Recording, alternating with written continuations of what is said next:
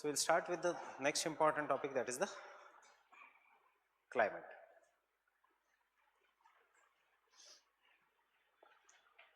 In the climate,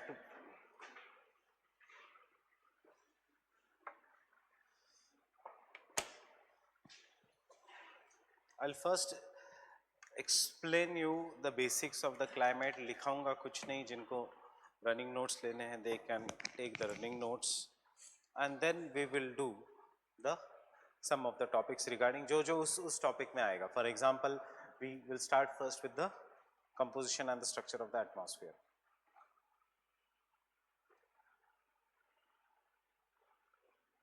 So when we look at the composition of the atmosphere,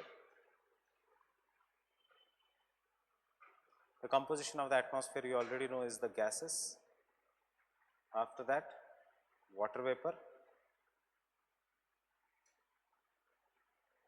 and the particulate matter, that is particulate matter 2.5, या particulate matter, या what are known as the atmospheric dust particles, we will call them as, which are suspended in the air. So because they are suspended in the air, they are known as aerosols. Fine. Now you already know there are gases. Are nitrogen is the most dominant gas, followed by oxygen, followed by CO2, followed by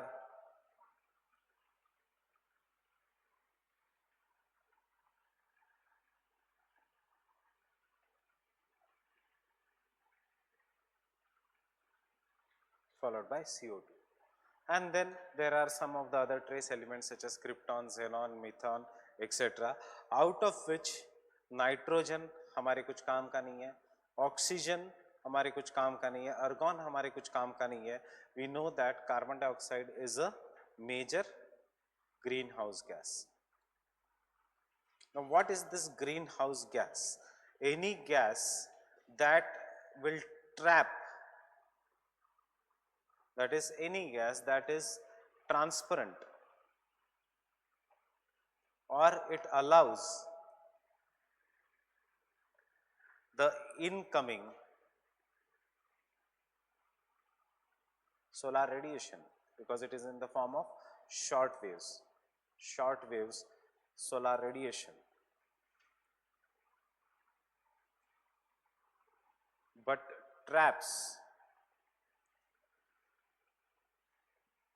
the outgoing long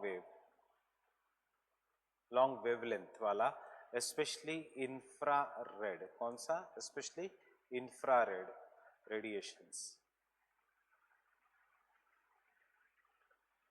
is greenhouse gas. Fine. The importance of this greenhouse gas is, one, it makes planet Earth habitable. Why? Because it increases the temperatures on the Earth. It makes the Earth habitable. It increases the temperatures on the Earth, and therefore it is because of the carbon dioxide that as average temperature of the Earth is somewhere around 21 degrees Celsius. Had there been absence of the carbon dioxide, कहाँ पे काम आएगा ये सब चीज़ें?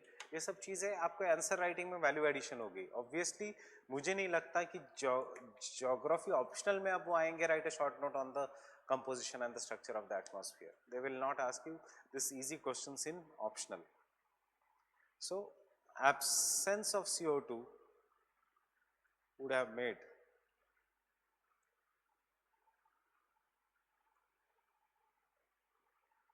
the Earth too frigid, means too cold. Fine. Life would not have been possible on the Earth. Second importance of the greenhouse gases or carbon dioxide is, in general, the carbon dioxide. Carbon dioxide is the gas that is responsible for photosynthesis. And because of the photosynthesis, there is a food production on the Earth, which supports the life.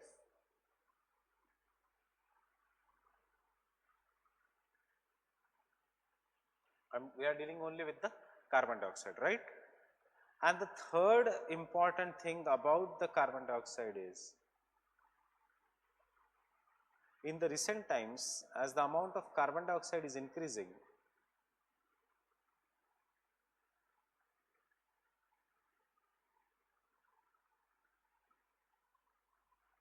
that is the anthropogenic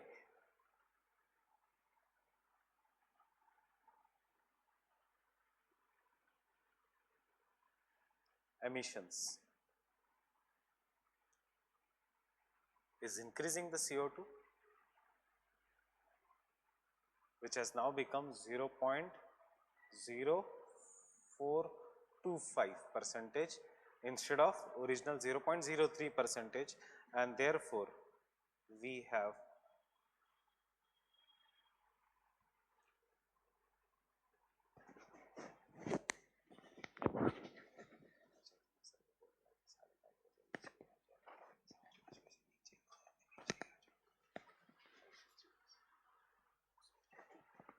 इस building में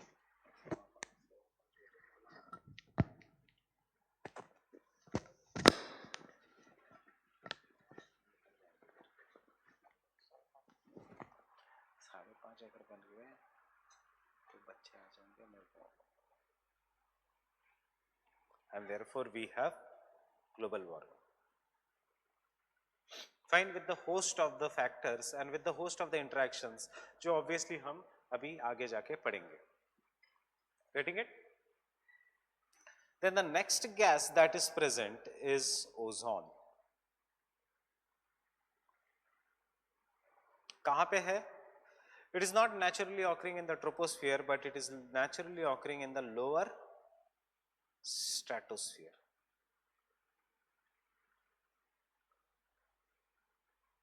Lower stratosphere between the heights of 15 to 30 kilometers from the ground, जिसको हम कहते हैं known as ozonosphere.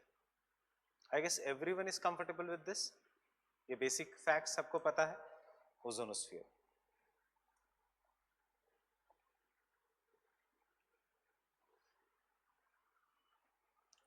ये natural जो ozone है which is present in the lower stratosphere is what is known as a good ozone.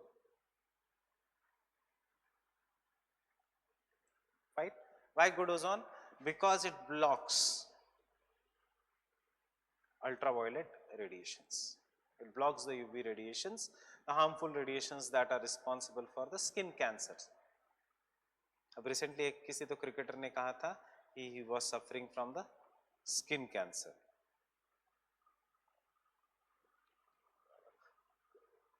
So it blocks the UV radiations which are known as the skin cancer.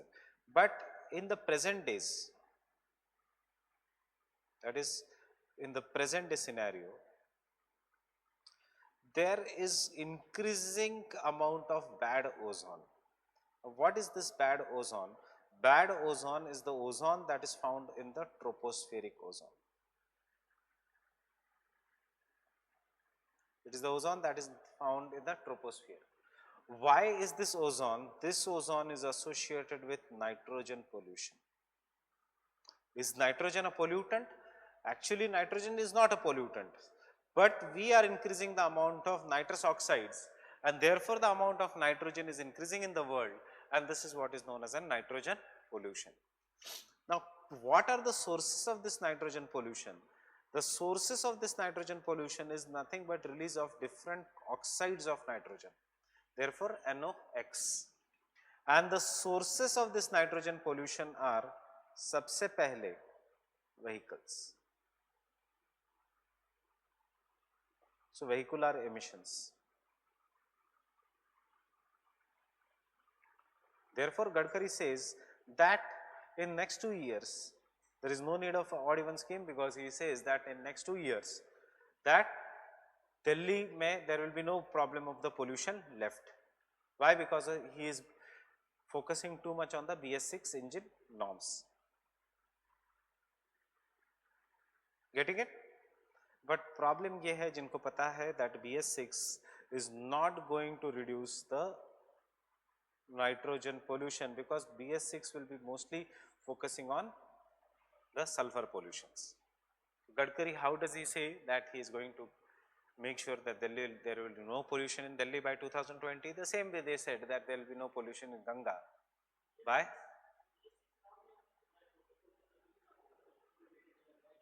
20 to 30%. Sulphur pollution कम होगा 80% से, comparatively कम होगा, but बिल्कुल pollution नहीं होगा, ruled out. Delhi will be a totally clean city नहीं, जैसे गंगा भी clean होने वाली थी 2 साल में, right? The same thing is there.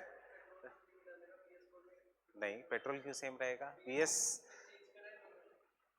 obviously it is going to come by next year. BS6 fuel will be different from the BS4 fuel. Transition period, remember it is a, but transition period के साथ साथ vehicles भी बढ़ेंगे, so total zero pollution तो कभी नहीं होगा, क्योंकि उसके लिए you will have to go to electric vehicles, but obviously बहुत कम हो जाएगा pollution. It is going to see there will be large scale pollutions will be lesser. BS6 गाड़ियाँ आ रही है ना,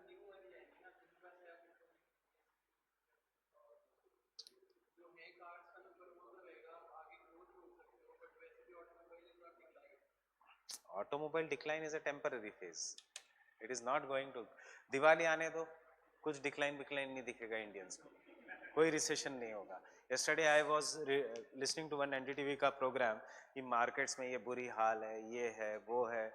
दिवाली आने के बाद सब कुछ सही हो जाएगा. कितना कंज्यूम भी करेंगे लोग, रिसेशन तो होगा जब एक्सेस कंज्यूमरिज्म होगा. एंड सी जो सिटीज है, जो दिल्ली जैसी सिटीज है, majority of the population here will not keep the vehicles for more than 2-3 years. वो कहीं बाहर चली जाएगी, एटलीस्ट कोई नई गाड़ियाँ आएंगी, जितना नया वर्कफोर्स आएगा नई गाड़ियाँ आएंगी.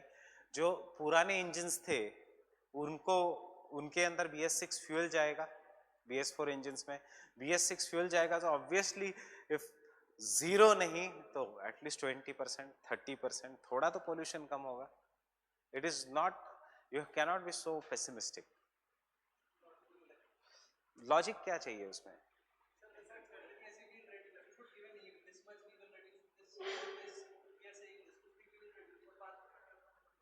They have aim, that is known as National Clean Air Program. What is the aim? 20. So you don't know the aim, government has a aim. National Clean Air Program says that we are going to reduce the particulate matter 2.5 by 30 to 40% by 2023 compared to 2017 as a base level. Aim hai. We have aim that BS6 engines are going to reduce the pollution, sulfur oxide pollution by 80%, nitrous oxide pollution by 30%. We have aim that is green crackers. We have aim that is the energy efficient buildings. We have aim Griha index. सब कुछ एक साथ नहीं हो सकता in the governance. That is the difference. That is why बाद में जाऊंगा कि कभी भी साइंटिस्ट नहीं आने चाहिए, bureaucrats have to be there. Governor of a RBI as a bureaucrat मुझे ज्यादा विश्वास है rather than as a scientist. Fine, zero या माइनस, अरे सब कुछ चलाना होता है देश में, ऐसे नहीं there can not be rules like China. Fine, so because scientist क्या कहेगा, इधर 0 और 100, but real life is always in between. So why IAS is the head of any department? Why not scientist? बर्बाद कर देंगे scientist. Except for ISRO, obviously because IAS को कुछ समझ में नहीं आएगा.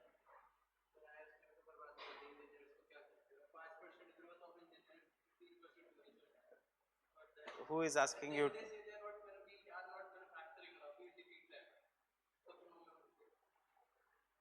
Engineers की भरमार है. There is a flood of engineers. Coming back to the vehicular emissions, coming back to the nitrous, this thing.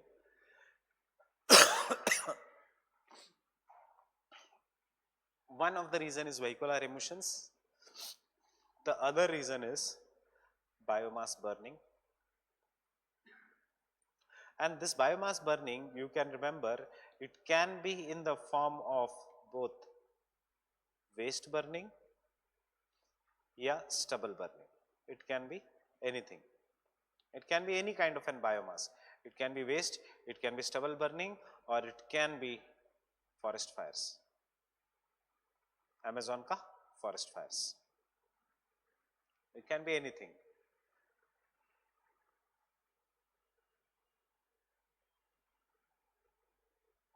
Fine. The third reason for the nitrogen pollution is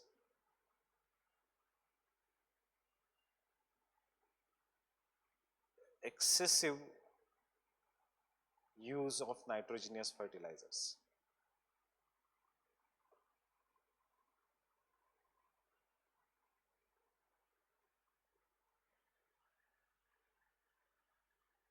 Getting it?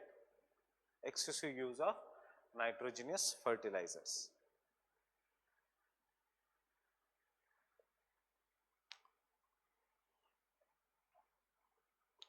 And the fourth reason for the nitrogen pollution is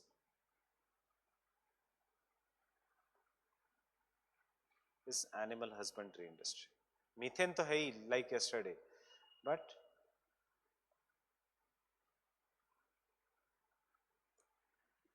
why? Because animal waste is nothing but nitrogenous waste. So animal jitna cattle rearing industry badhega, utna more oxides of nitrogen.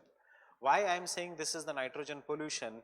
Because any of this ka outcome will be excess nitrous oxides in the atmosphere. And this nitrous oxides in the atmosphere which are given, they are always converted in the presence of sunlight to ozone. And this results into the formation of tropospheric ozone or bad ozone. Ozone is a very good gas, but in the upper atmosphere. Ozone is an equally bad gas in the lower atmosphere. Q, आगे का topics, fine? But understood?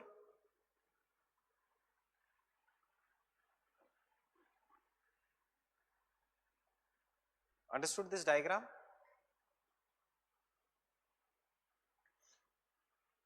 But kisme? Only in the presence of sunlight. So nitrogen pollution is jitna stronger is the sunlight, utna stronger is the nitrogen pollution. So can I say nitrogen pollution is particularly severe in the tropical countries like India rather than in the colder regions of the world? Getting it? अब इसको हम photochemical smog वो सब कहेंगे, वो आगे जाके आएगा, अभी नहीं.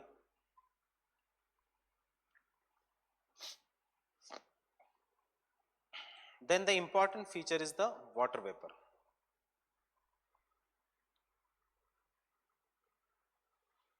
And this water vapor will play a role in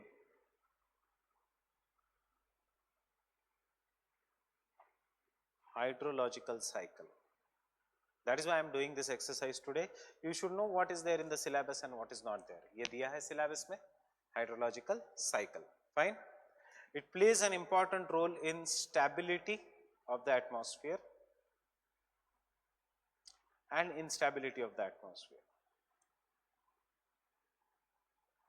And instability of the atmosphere means nothing but formation of clouds and the types of precipitation.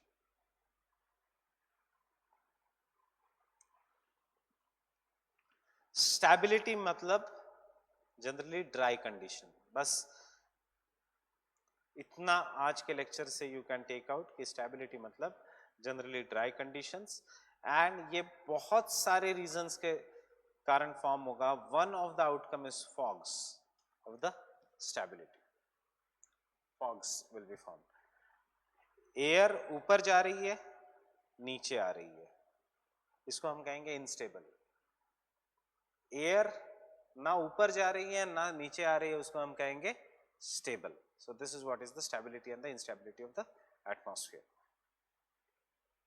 If you have any doubt, you can stop and ask me. Fine.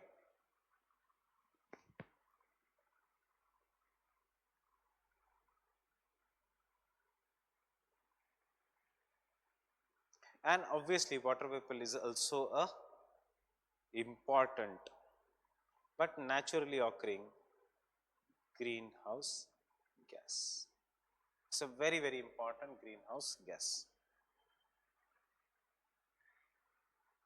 And then we come to the aerosols, the role of aerosols. Role of aerosols सबसे important is in the cloud formation. They help in the formation of clouds. How do they help in the formation of the clouds is this.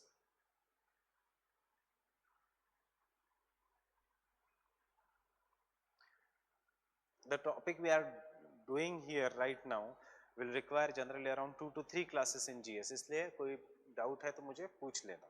Fine. There are numerous aerosols in the atmosphere.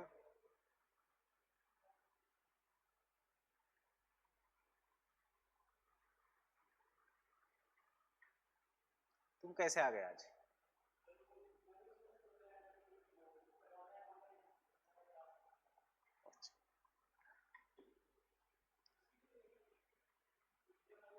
खत्म हो गया oceanography. This is, we have started with climate.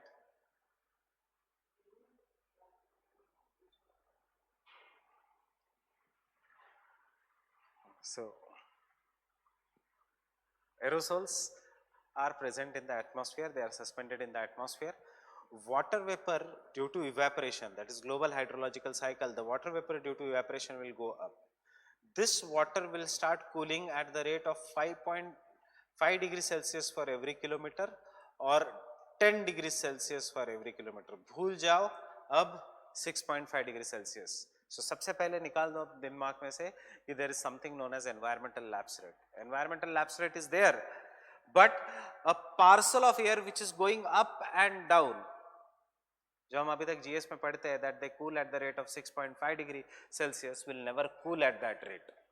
The parcel of air, if it is dry air, it will cool at the rate of 10 degrees Celsius for every kilometer, which we will call this as dry adiabatic lapse rate. We call them as the dry adiabatic lapse rate. Fine. Or if the air is moist, या बन जाती है moist after going upwards, it will cool at the rate which is known as wet adiabatic lapse rate.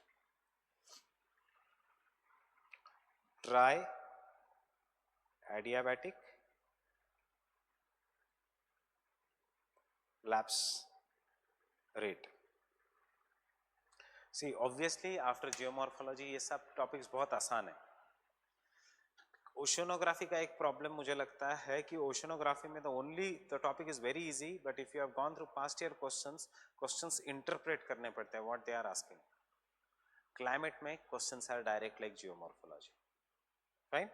And climate is very, very interesting. Unlike geomorphology, it is very interesting. Oceanography is interesting, but उसमें बहुत सारे आपको insights मिलते हैं. हाँ, ऐसे भी होता है, वैसे भी होता है. यहाँ पे you know that these are the practical experiences. Dry adiabatic lapse rate, and obviously there is a moist या wet adiabatic lapse rate. What is this? Suppose अभी यहाँ से हवा है. There is too much heat in the Delhi right now. और यहाँ की हवा ऊपर जा रही है from the land. It is a dry air. It will cool at the rate of 10 degrees Celsius for every kilometer. Fine? ऊपर जाके उसने cloud forms किए. If it forms the cloud and it starts giving the rainfall, that air has become moist. And उसके बाद भी if the air is going up due to a mountain barrier or due to anything, it will now start cooling at the moist adiabatic lapse rate. So then what is environmental lapse rate? जो अभी तक हम पढ़ते आए हैं, which is equal to 6.5 degrees Celsius for every kilometer.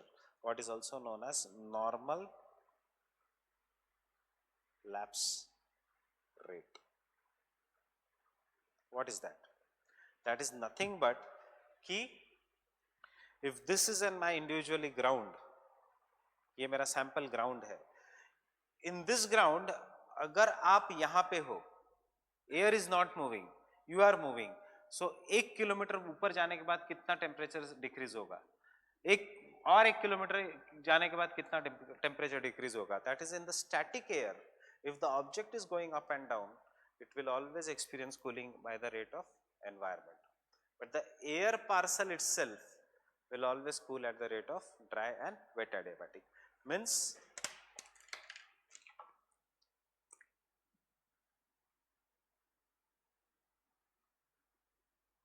if यहाँ की air is static, means it is stable air, and यहाँ पे temperature is 30 degrees Celsius. You are here. By some mechanism, if you come here, यहाँ पे the temperature will be 23.5 degree Celsius. That is what is the environmental lapse rate. और ऊपर जाओगे तो -6.5. Getting it? But if you are constant, और आप अभी आपको भूल जाओ, यहाँ की हवा है, and this air will start rising upwards by Ekman's spiral. वो cool करेगी either by the dry adiabatic lapse rate or by moist adiabatic lapse rate या wet adiabatic lapse rate, whatever it is written. And the relationship between the dry adiabatic lapse rate and the moist adiabatic lapse rate determines the stability and the instability of the atmosphere. And this is the second part of our syllabus, stability and instability of the atmosphere. That is, we are expected to know this dry and the moist adiabatic lapse rate. Understanding the difference between environmental and the dry moist adiabatic lapse rate? नहीं? Suppose you are in the rocket and आप ऊपर चली गई, हवा वैसे ही है, हवा नहीं ऊपर जा रही है. So the temperature is going to decrease by 6.5 degrees Celsius per kilometer. Fine? But the air, if it is going upwards and downwards, उसका temperature decreases by dry and moist adiabatic lapse. देखो, you will understand with this example.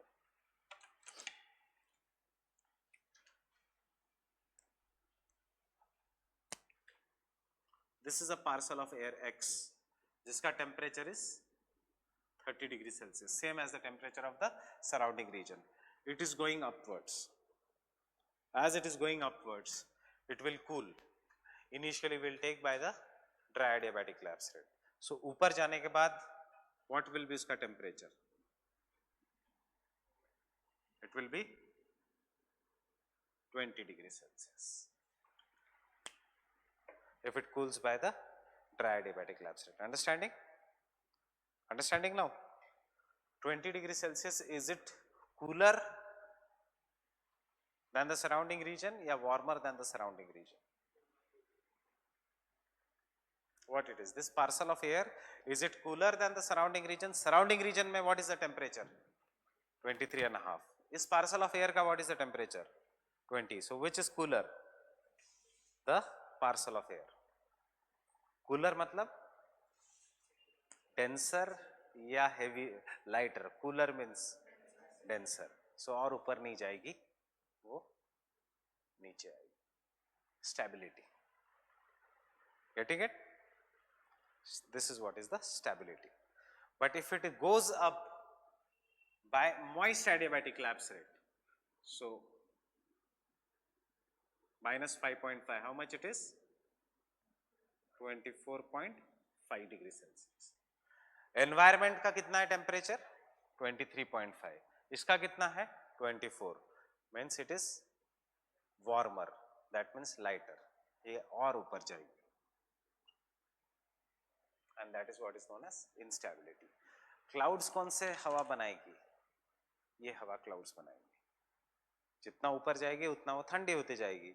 And this will result into formation of clouds. Getting it? Obviously, this is the most simplistic explanation. इसमें there is mechanical instability, there is a forced instability, there is instability, etc. But understanding the difference?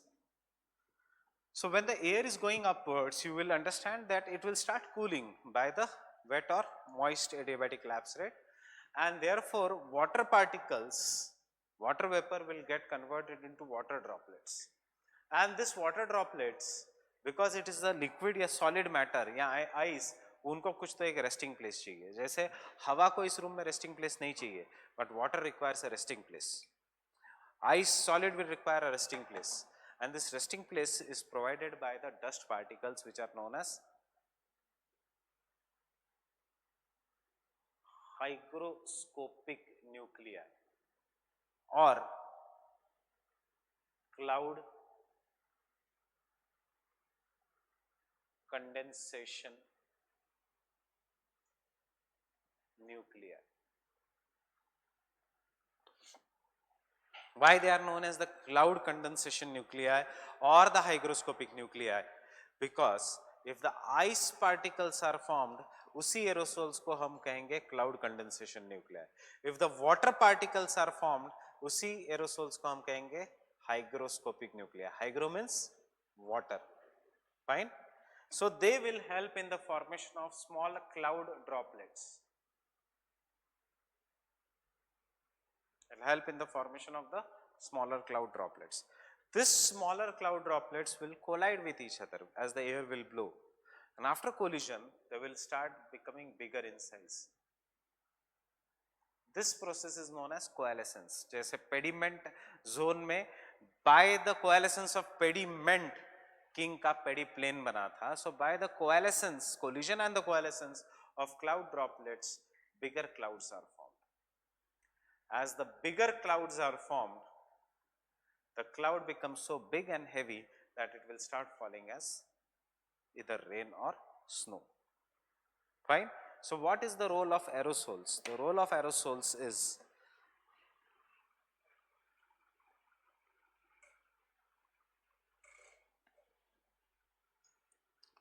first, they act as cloud condensation nuclei or hygroscopic nuclei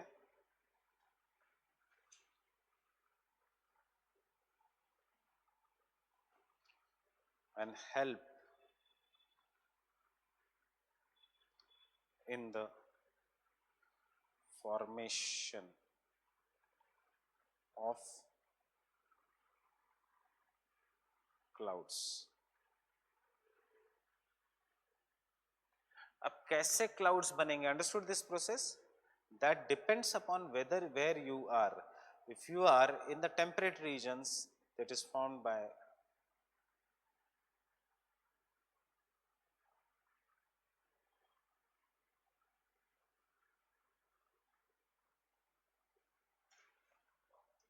Bergen-Bergon process. मतलब एक theory है, theory of cloud formation. Fine? Collision coalescence theory. And if you are in the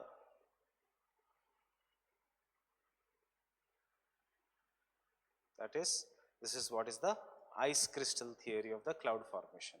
And if you are in the other subtropical region, there is a normal theory of the cloud formation.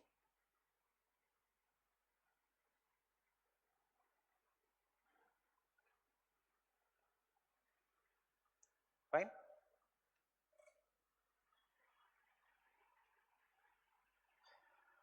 So यहाँ पे दो theories आ जाएंगी in the process of cloud formation. कुछ नहीं, यही theories Hindu के articles verticals में आती है. The only thing is they don't write the name of the theories, and इसीलिए वो articles पढ़ने में कभी-कभी difficult होता है. But once you understand these theories, you will understand what that article is trying to say. कब आता है ये article? ये article तब आता है जब when you read that increasing pollution due to aerosols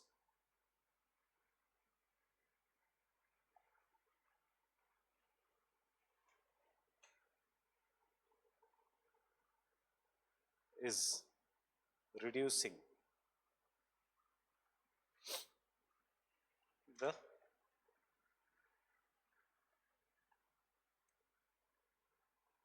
process of cloud formation.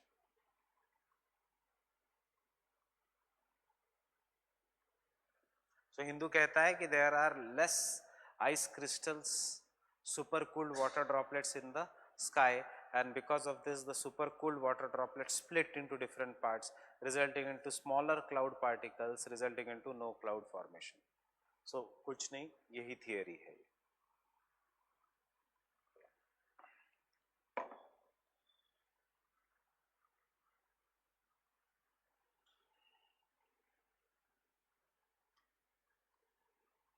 Now इस theory का एकदम simple words is, so aerosol pollution results into decrease in the cloud formation. ये see in the normal cases water particle will rest along the aerosols and they will collide and they will result into formation of bigger clouds. जितना बड़ा clouds उतना हवा उसका वजन नहीं उठा सकती, air can no longer hold them in suspension, they will start falling down as rain. Now imagine if the amount of aerosols increase in the atmosphere. In this case it will have two impact. सबसे पहले it will reduce the evaporation. Why? Because now it will block the sunlight.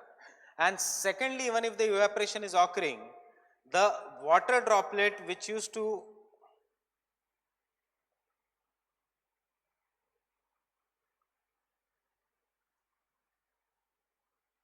rest on this cloud, a single water droplet, now this water droplet will split between large number of aerosols.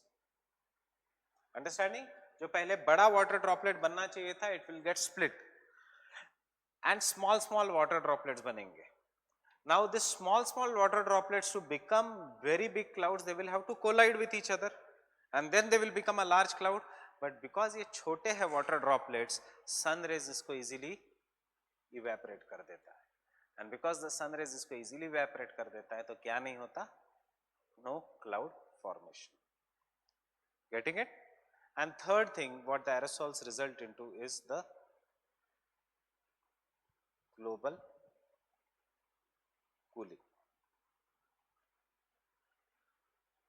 because it blocks the sunlight. Now just open your syllabus once.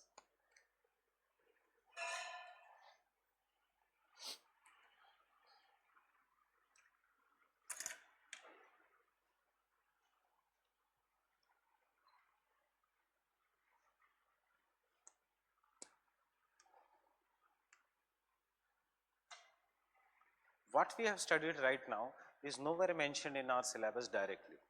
That is, unlike GS, कहीं पे भी mention नहीं structure and the composition of the atmosphere.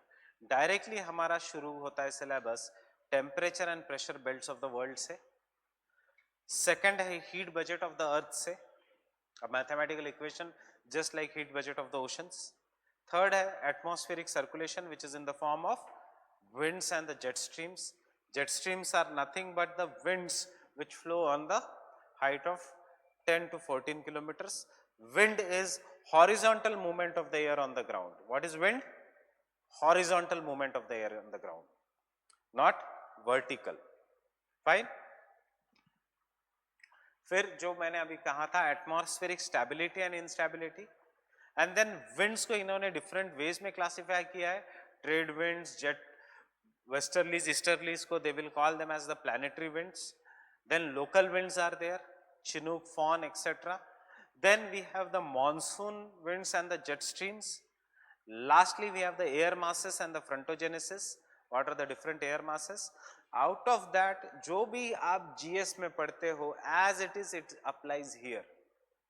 There is no difference in the study of GS and in the study of this thing, except theories of the cloud formation जो extra आ गई यहाँ पे, and except air masses. So circle air masses. Air masses is one topic which is asked in detail in optional.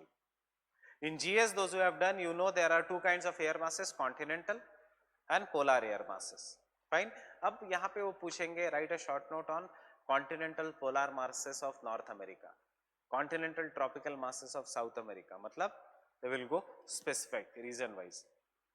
Temperate and tropical cyclones, ये भी same है. Types and the distribution of precipitation, there are three types of precipitation: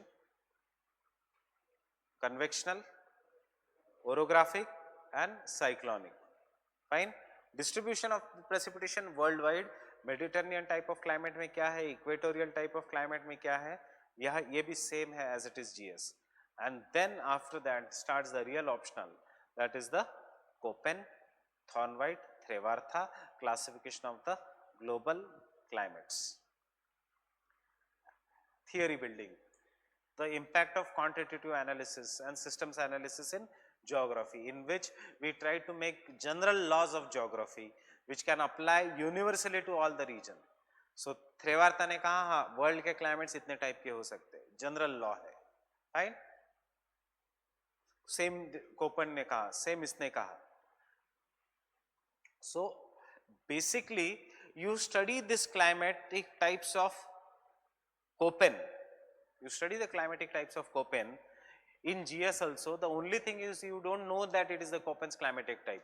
Those who have studied the last 10 chapters of GC Leong, equatorial type of climate till the tundra type of climate, क्या है ये? Köppen का ही classification है. The only thing is they have not written the word Köppen in it. Getting it? जो last 10 chapters है GC Leong के वो Koppen ही है. ऑब्वियसली थॉर्नवाइट कोई नहीं पढ़ता because Thornthwaite is the brother of tank, मतलब not the real brother but theory building में is the brother of tank. Exactly right. But जब Koppen and Trewartha will say that there are maximum 15 types of climate, Thornwright says no, 148 type of climate are there. Getting it? Reality. इतने ज्यादा climatic type की world map में नहीं बन सकता उसका. And geography without world map is useless. Fine. So Koppen का है सिर्फ थेरोटिकल इंटरेस्ट, थॉर्नवाइट का है सिर्फ theoretical interest. Hydrological cycle and then उसके बाद फिर से general topics, global climate change and the role of the response of the man in the climate change and applied climatology and urban climate. But यहां पे just like geomorphology and unlike oceanography एक एक word को उठाना पड़ेगा and you will have to understand. Temperature दिया है, I am just telling you how the questions are asked and come to the questions of the climatology. सिर्फ temperature दिया है, बाकी कुछ नहीं दिया है.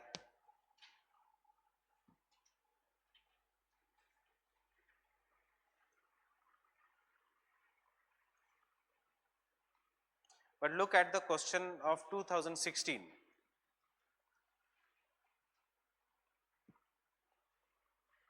Differentiate between insolation and temperature and explain anomalous temperature या anomalous temperature. So nowhere in the syllabus insolation is given, but you study that in GS. Obviously we are going to study here because ये इतना आसान question हाथ से नहीं जाना चाहिए because you don't have words. Is anomalous temperature या anomalous temperature is obviously it is very, you already know is anomalous temperature. The only thing is maybe ये word पता नहीं है.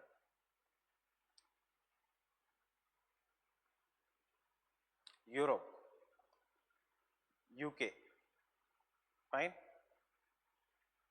Africa, it is located at some latitudes. Maybe can I say the latitude is between 55 degree north to 60 degree north, right? यहाँ पे summer का temperature can I say should be 18 degree Celsius and winter का temperature should be less than 0 degree Celsius. But in the north west Europe, that is ये जो जितना भी shaded part है which includes UK etcetera, summer temperature is somewhere around 21 degree Celsius. Winter temperature is somewhere around 5 degrees Celsius. That is higher than normal. क्यों? हमने किया है ये due to the warming effect of the ocean currents. So this is anomalous temperature. एक latitude पे अगर बहुत ज़्यादा variation है of the temperature due to certain reasons, that is what is known as anomaly. Anomaly means deviation from normal. जैसे हम अंदर अंदर जाएंगे in Russia, in the Siberia region, यहां पे winter temperature becomes and summer temperature becomes at the same latitude. क्यों? Because जितना अंदर है, जितना it is far away from the sea, उतना during the summer season this land will get heated heated heated. There will be no redistribution of the heat because it is not near the coast. Equitable climate नहीं है. जितना it is interior उतना during the winters it will become cooler cooler cooler and therefore this is also an thermal anomaly. So two examples of anomalous temperature. Getting it? Fine. So this is very direct. We already know what is the difference between insolation and temperature.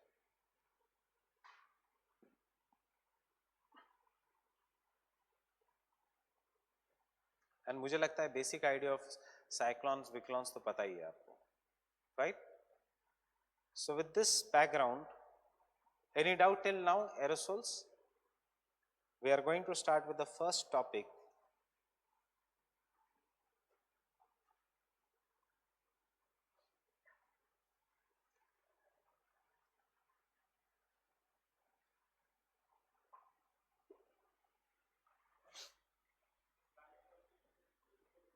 Hmm? Climatology, yes, Savindra Singh. Only for geomorphology, that Savindra Singh is not sufficient. Baki every topic ke liye Savindra Singh is more than enough. Physical geography. If you want to buy some special book on climatology, there is.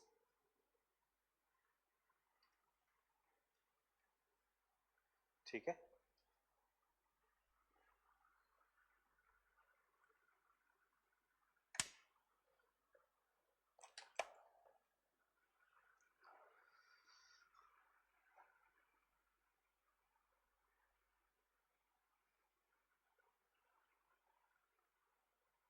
So tell me, what is the difference between weather and climate?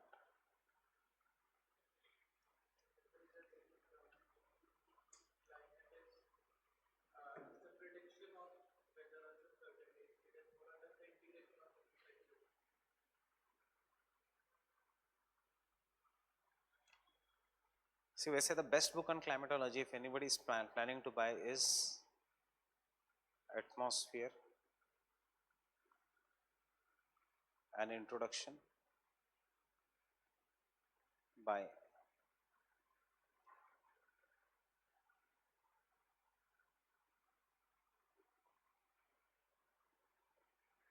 Ludgens and Tarbuck.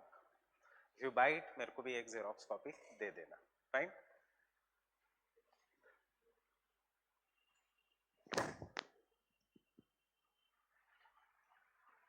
Tarbuck and Ludgens.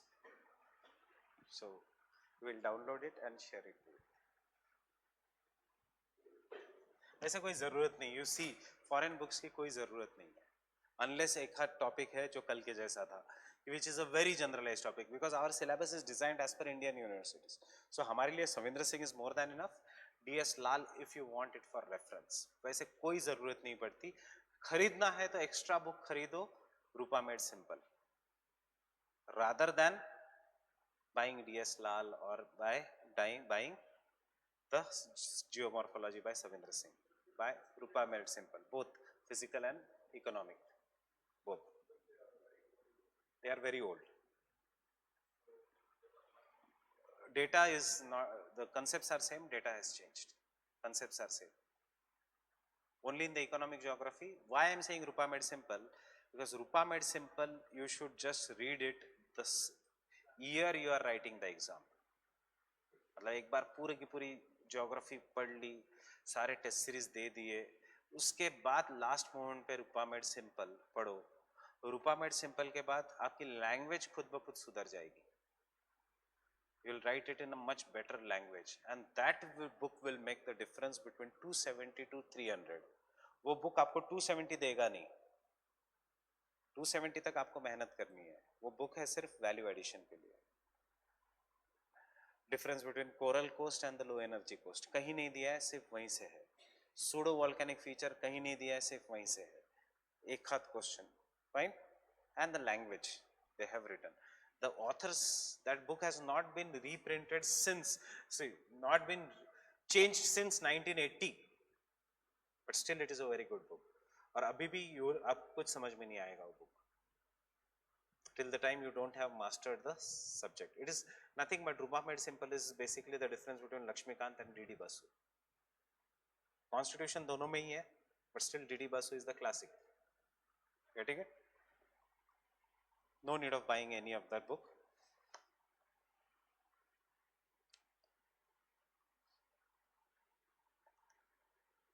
उससे अच्छा Indian geography की दो खरीद लो. खुल्लर जो सब recommend करते हैं, my favourite is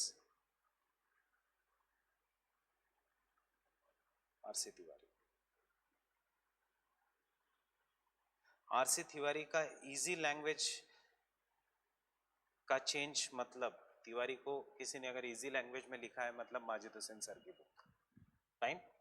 So Indian geography by Majid Hussain is nothing but a simplification of R.C. Tiwari. R.C. Tiwari is a very good book.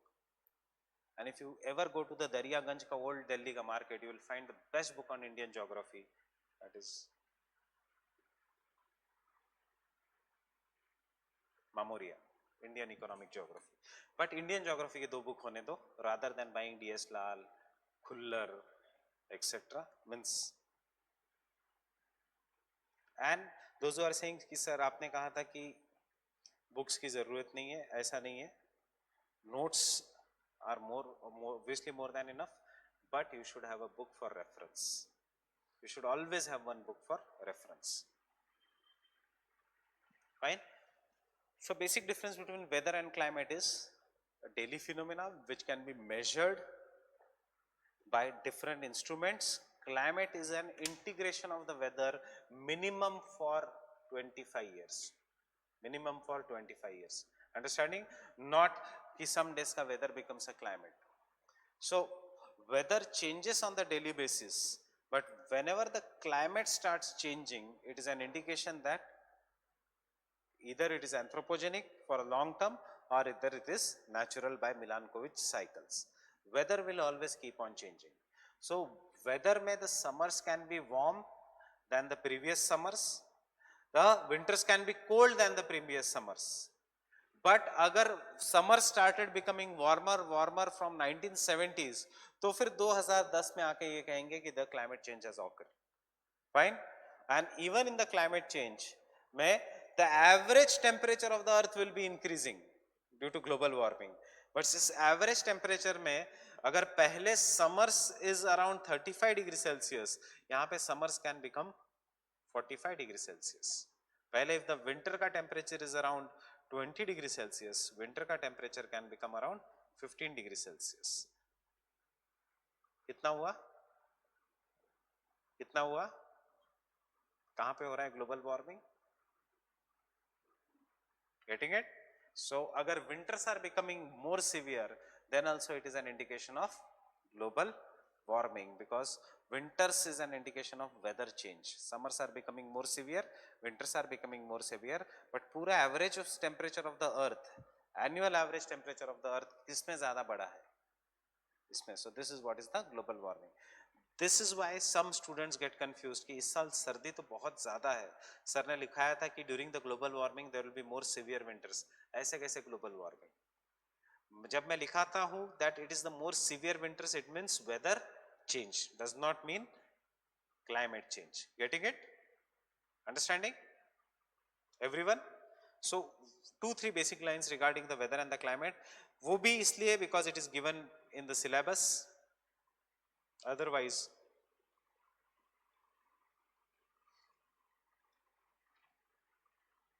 weather and the climate are the two scales of the measurement of the atmosphere. Are the two scales of the measurement of the atmosphere.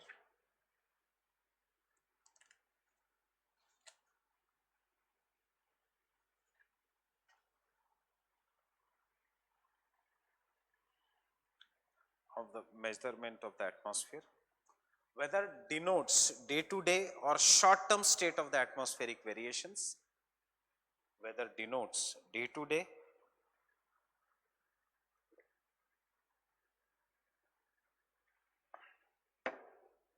or the short-term state of atmospheric variations.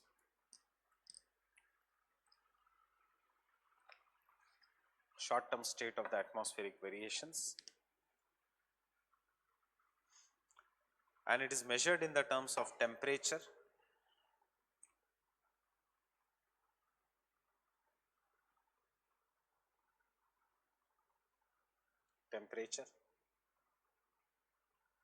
humidity, precipitation, visibility, etc.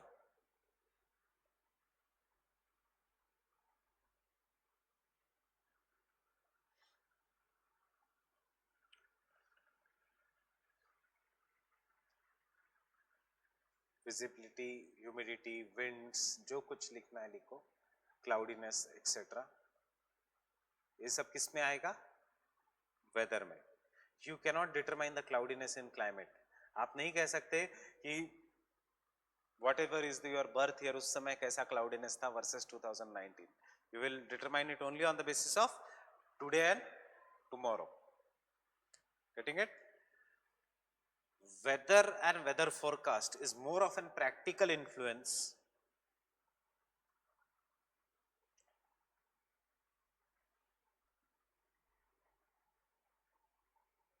is more of a practical importance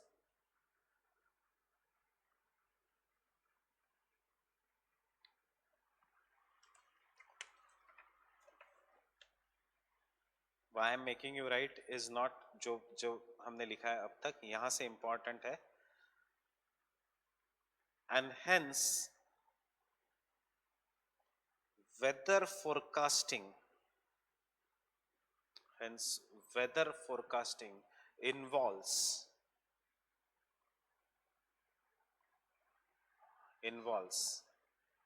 one observation tools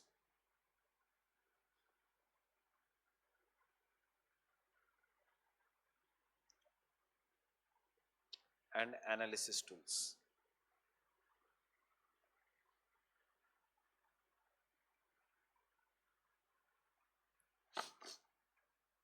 and analysis tools मतलब एक जिससे आप observe करते हो daily phenomena, एक जिससे आप analysis करते हो. When you build up the analysis tool, integrate the analysis tools and ultimately come to conclusion for 25-30 years, उसको हम कहेंगे climate. Understanding? The observation tools include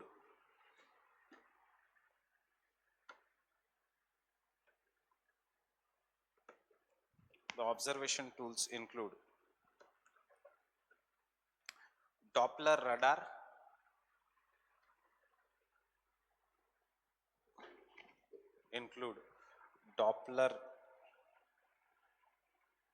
radar,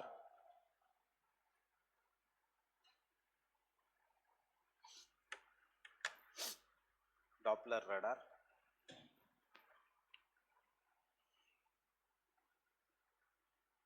weather stations, second weather stations and buoys,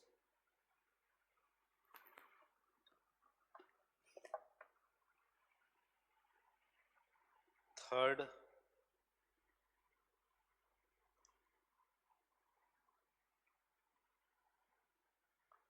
radar network,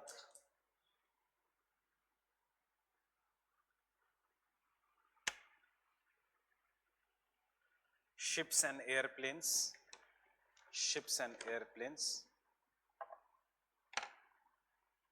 as well as fourth ships and airplanes, fifth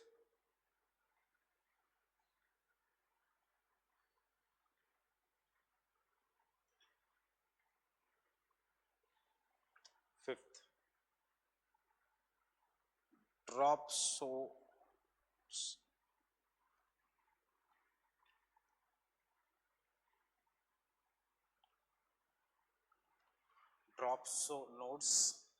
zones.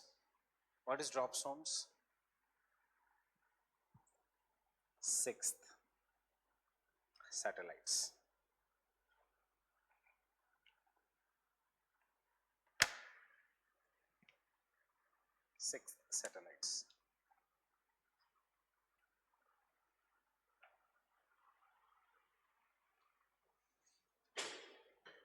You know what is weather stations? What are the BOs? सी में क्या? Yes, ships में कभी कभी सी में plastic के कुछ कुछ floaters लगे रहते हैं. This are what are known as BOs. उससे क्या पता लगता है कि कितना सी लेवल राइज हुआ, कितना फॉल हुआ, कौन से सीजन में राइज हुआ, टेम्परेचर अगर ज्यादा है, जो अगर ज्यादा वॉल्केनिक इरप्शन है, so suppose there is a mount Krakatoa which is famous for volcano, उसके ऊपर ये लगाया रहेगा. If the volcanic eruption has increased, if the heating of the earth has increased, Will the ocean water there increase heat? Because of heating it will increase. फट से सबको बोलेंगे कि देखो mount Krakatoa has a chance of becoming active. Be ready for tsunami anytime if in case it happens. Understanding? Radar network, very simple. कि radar network क्या है? Network of radars. What are radars?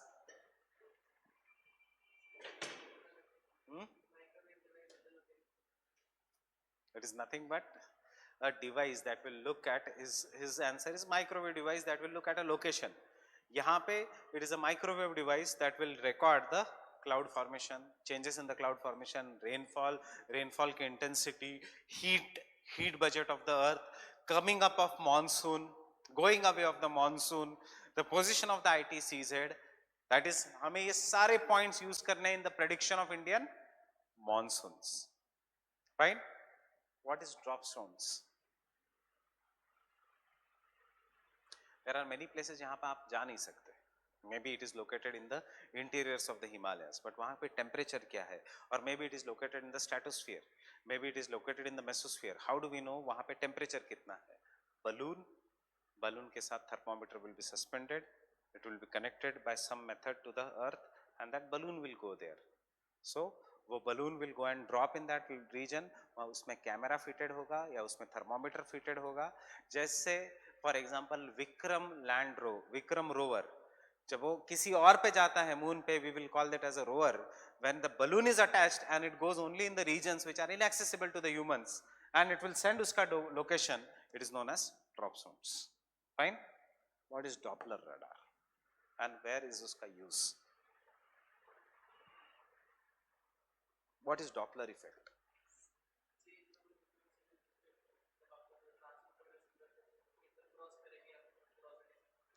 In simple words, Doppler will detect what? किसके? Light या sound का shift देखेगा. Light या sound का shift कब होता है? जब cumulonimbus clouds बनते हैं, जब there is a heavy lightning and thunder. So if there is a heavy lightning and thunder, it will shift. Fine. In case there is a heavy lightning and thunder, the Doppler will shift, and if the Doppler shifts, that means कहीं तो ऊपर पहाड़ों में heavy lightning and thunder हुआ है, इसका मतलब बादल फटे हैं और क्लाउड बस्ट हुआ है. इसका मतलब जो जो नीचे के एरियाज है, they should be prepare for floods. Understanding? Doppler radar is a very simple thing जो इंडिया में 2013 तक नहीं थी, इसलिए उत्तराखंड ट्रेजेडी हुई. नहीं तो उत्तराखंड ट्रेजेडी 2 दिन पहले पता लगती कि अगर वहां पे डॉपलर्स होते. डॉपलर्स क्यों नहीं थे? डॉपलर्स इसलिए नहीं थे क्योंकि पॉलिसी नहीं थी, ऐसा नहीं है. डॉपलर्स थे, सरकार ने सारे डॉपलर्स लिए थे और लेके वहां पड़े हुए थे. इंस्टॉलेशन 2 साल से टला हुआ था. What happened? उत्तराखंड डिजास्टर. क्यों टला हुआ था? ह्यूमन नेचर, चीजें पोस्टपोन करने की. एडमिनिस्ट्रेशन नेचर, चीजें पोस्टपोन करने की.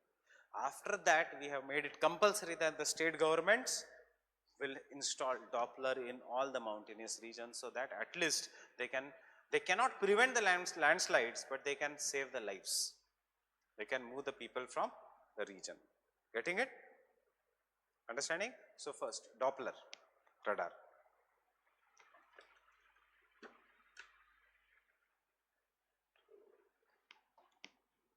Doppler radar is used to determine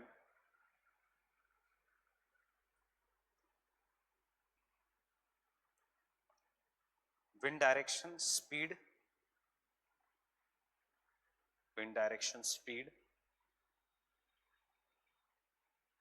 comma, thunderstorms,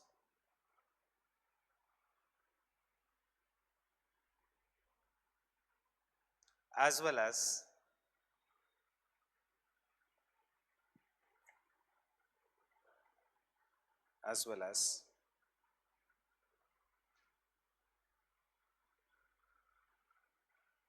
what did I write?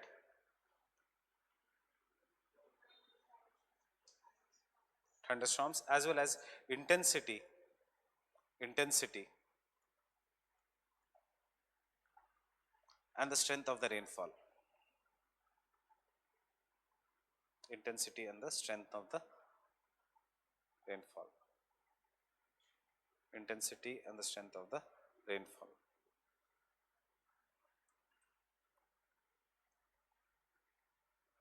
See, human nature क्या है? सर्च, ये ऑफिशियल लैपटॉप है.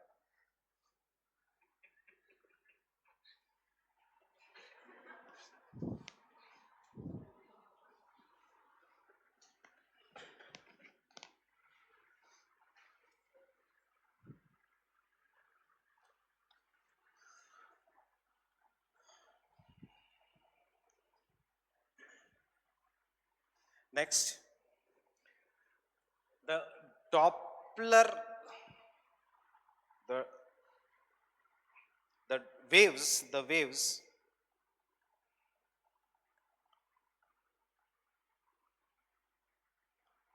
the Doppler waves are reflected by something moving away. The Doppler waves are reflected by something moving away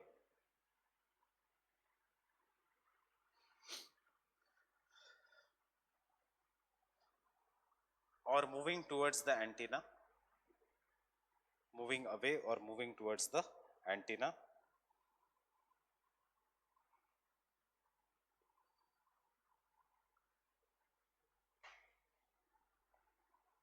And by this we can predict,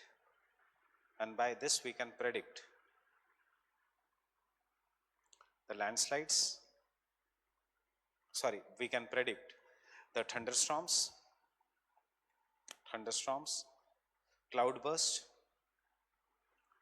in the regions which are very far away from human habitations, which are very far away from the human habitations, which are very far away from the human habitations.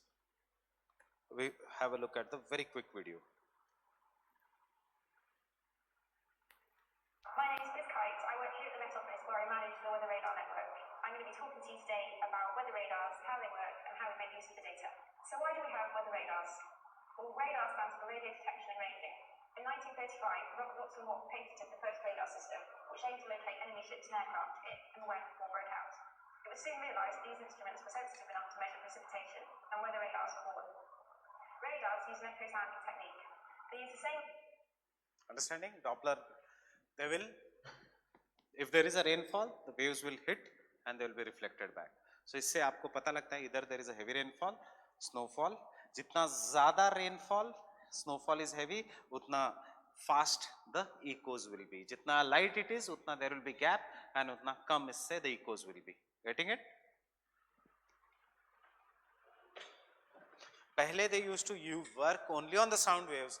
Now they use the electromagnetic waves also. Antenna sends out a pulse of electromagnetic energy and receives the return signal. A narrow beam of energy is sent out and travels at the speed of light until it hits the target. The more reflective the target is, the greater the return echo. The distance between the target and the radar can be worked out from the time taken for the pulse to travel there and back. Water droplets and rain are really good targets because they're excellent at reflecting radar signals. The more intense the rainfall, the more water droplets are present and the stronger your return. Processing at each radar site, as well as here at the Met Office, works to convert the strength of these return signals into rain rates, which gives us the radar data and forecast that we see every day. Different colours in radar data indicate the reflectivity of the rain. Reds indicate a strong return. This is what you see in Hindu या any newspaper on daily basis. They are nothing but the reflectivity. ज़्यादा reflectivity मतलब ज़्यादा clouds. Fine? कम reflectivity blue color मतलब कम clouds, come chances of rainfall. This is how it is used in the daily weather patterns. Lots of water droplets are present, which indicates heavy rainfall. Blues signify weaker return and much lighter rainfall. The Met Office weather radar network consists of 15 radars located throughout England, Wales, ये England का है. We are not concerned with this. Radar collects data out to 255 kilometers. Radar come in all shapes. Right? Now, why this is important is because 6 hours afterwards, the cloud burst, the Bhagirathi started flowing like a flood. 6 hours afterwards वो केदारनाथ के बाद बारिश हुई। अगर Doppler होता तो पता लगता कि जैसे जैसे क्लाउड्स नीचे की तरफ आ रहे हैं। हमारे पास डॉपलर नहीं था, इसलिए हमारी यात्रा चल रही थी। Getting it? So next point, Doppler radars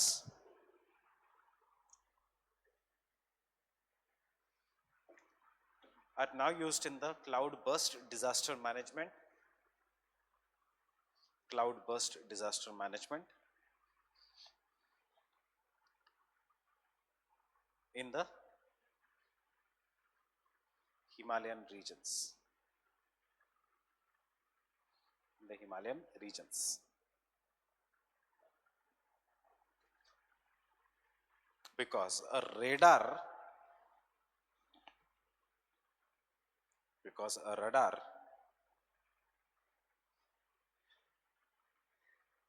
is used to determine the weather conditions even in the far off locations. It's used to determine the weather conditions even in the far off conditions.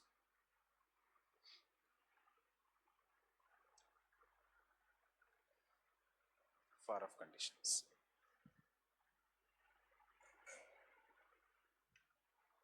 Even in the far off conditions. Getting it?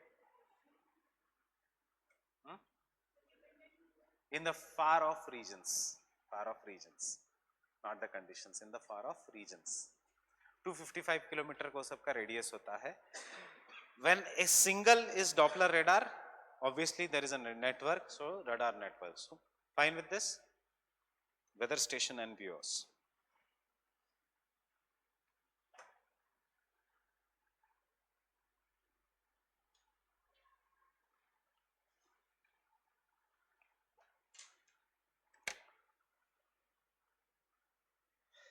This record the weather parameters at the fixed locations.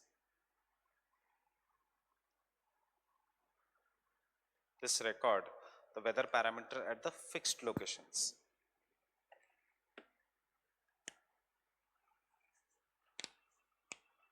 Buoys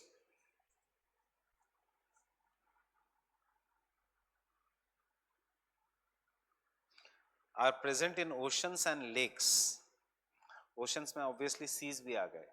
Oceans and lakes to measure water temperature. Measure water temperature,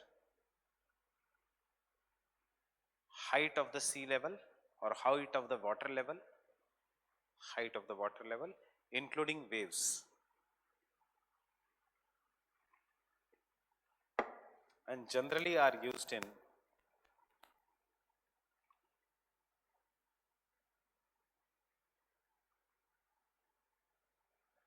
cyclone and tsunami disaster management.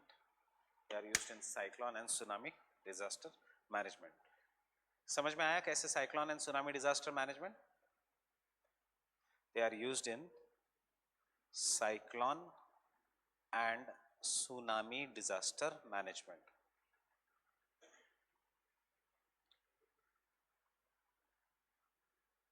Water level, waves, temperature in the seas and the oceans, and used in cyclone and tsunami disaster management, because before tsunami and before cyclone sea का temperature ज़्यादा हो जाएगा. Fine? So depression कैसे develop हो रहा है in the Bay of Bengal region etc. is recorded by the bureaus. Fine? Next, drop zones. समझ में आया? Far away locations, fixed locations. Fine? No doubt here. Drop zones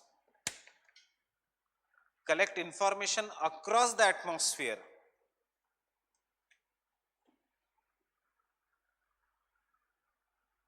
Across the atmosphere.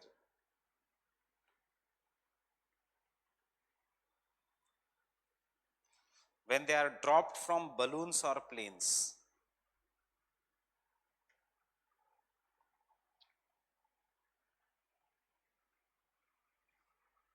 When they are dropped from balloons or planes.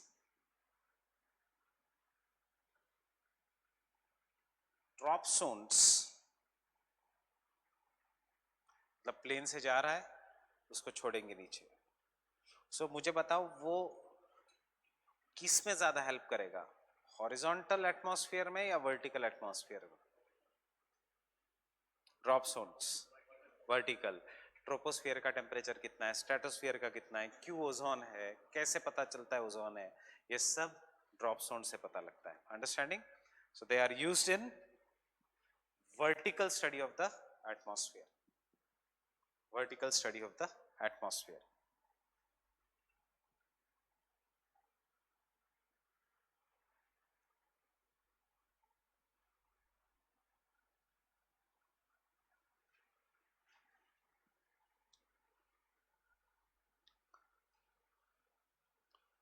Ships and airplanes को हम कहेंगे in climatology as moving weather stations, because जहां जहां जाएंगे वहां का हमें weather पता लगेगा. Nothing not much important for exam, moving weather stations.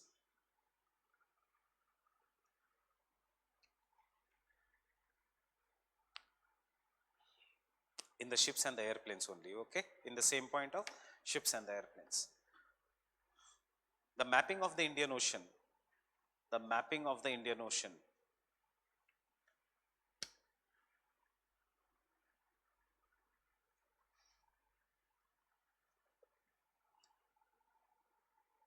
during the experiments such as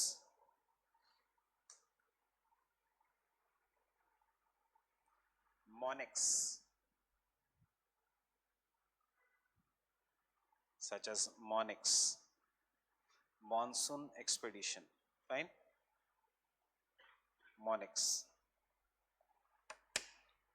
has given us a understanding of, has given us the understanding of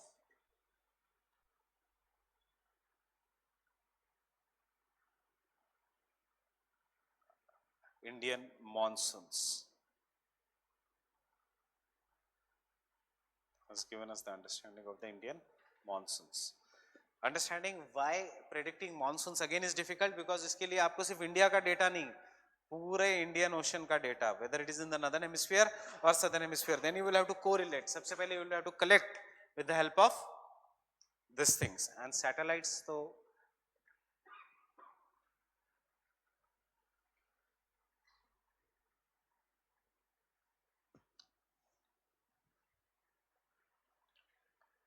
you already know what is the work of satellites, right from the clouds, rain, floods, droughts, cropping pattern, forest fires, कुछ भी देखो with the help of satellites, fine. So these are the methods to measure the weather conditions. इसमें से एक दो भी अगर याद रहा तो भी चलेगा. But Doppler is very very important because it is the most commonly used. That is why I showed you the video. दूसरा are buoys are very important, and तीसरा are the satellites. They have become very very important. अब कोई MONEX जैसा experiment करता नहीं है, but it is the MONEX experiment which discovered Indian Ocean dipole. जो मैं हमेशा कहता रहता हूँ Indian Ocean dipole, El Nino, that was all discovered by the MONEX expedition, Koteshwaram. The name of a scientist is Koteshwaram.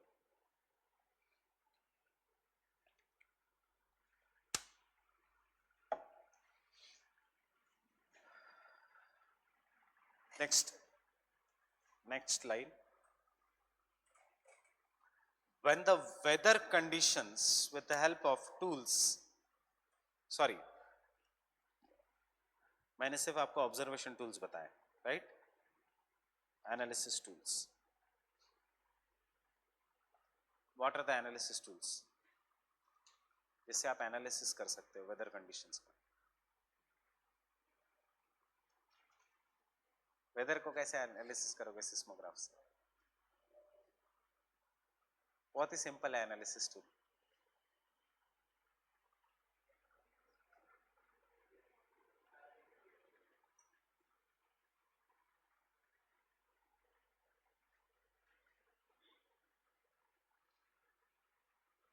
एक example ले रहा हूं, changing pattern of rainfall in last 20 years. So what is the analysis tool? Map. Fine. Analysis tools is first is maps.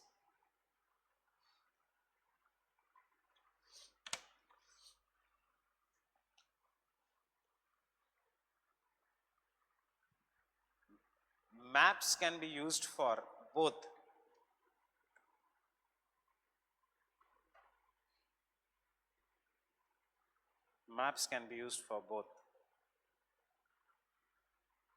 systematic study of weather patterns as well as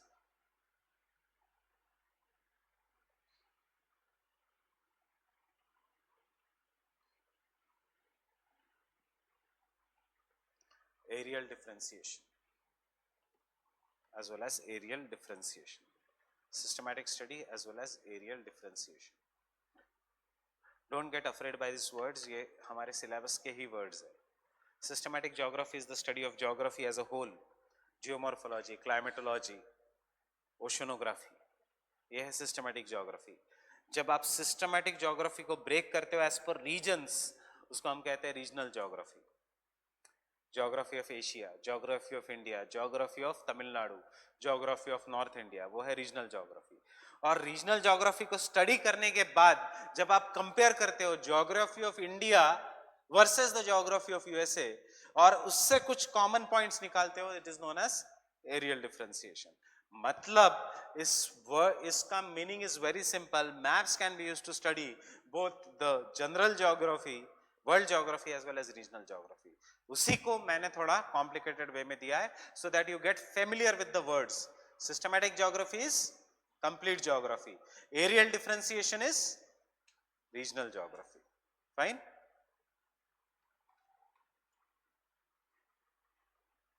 From systematic study as well as aerial differentiation in both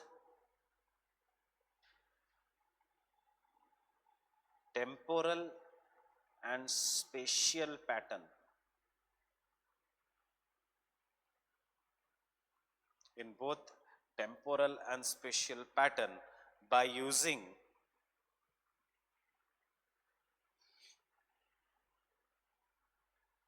isobars, isotherms,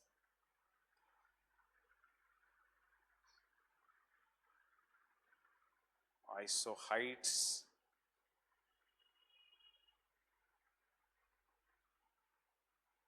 isotachs,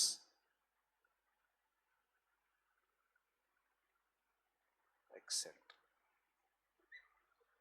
बस इन चार चीजों का पता होना चाहिए. Isobars pressure, isotherms isohyets rainfall, आइसोटैक्स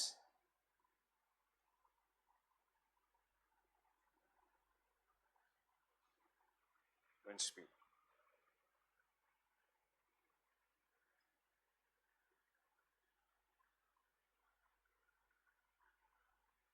isohels sunshine.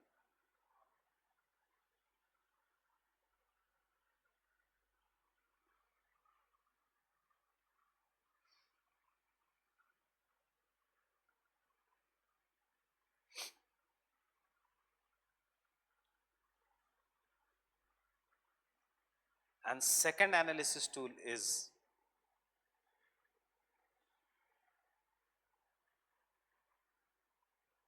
computers.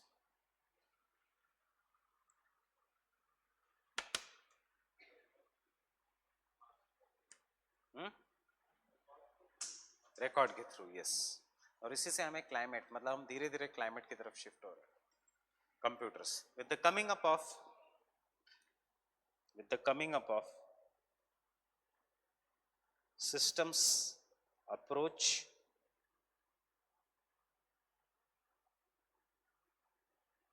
and quantitative revolution and quantitative revolution. Quantitative मतलब quantity, मतलब data, उसको कैसे यूज किया गया, रिवोल्यूशन कैसे यूज किया गया, computers. Fine, quantitative revolution is not possible without computers. नहीं तो डेटा आपके कुछ काम का नहीं, इतना ज्यादा डेटा अब उसको एनालिसिस करोगे, मैथमेटिकल मॉडलिंग करोगे, who can do it, human brain? No, it is done by computers. Fine, उसी को हम कहते हैं क्वांटिटेटिव रिवोल्यूशन या systems analysis. With the coming up of systems approach और and quantitative revolution in geography,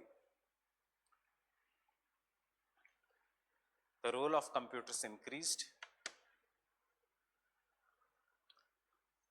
Role of computers increase, which can study, full stop, full stop.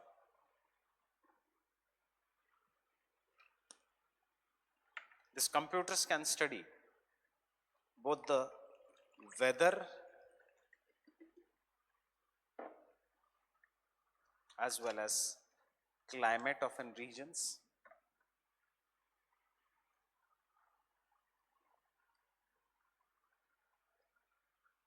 with higher accuracy,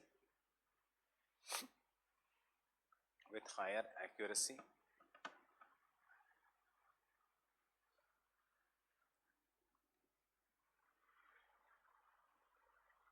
Next point, when the statistical weather information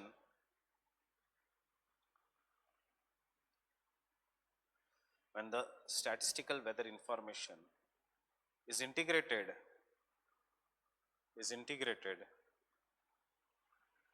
for a particular time interval, usually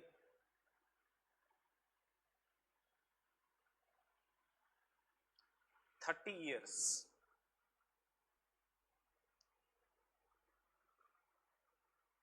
it is known as climate.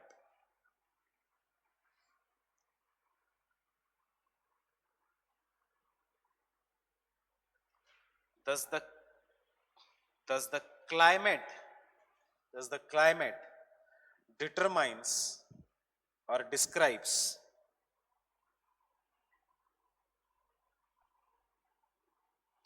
average weather pattern?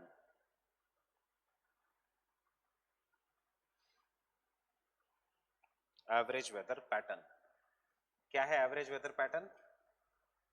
Antarctica is hotter colder than India, average weather है ये। Fine, या Europe is colder than India, ये है climate.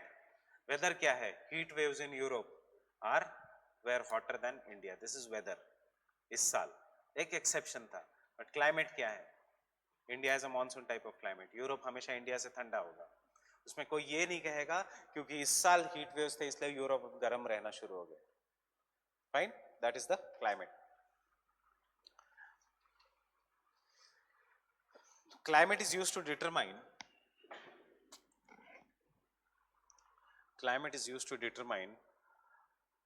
large scale weather patterns,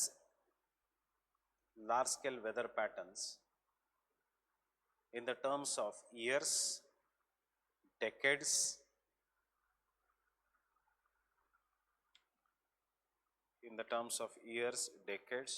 or also geological ages.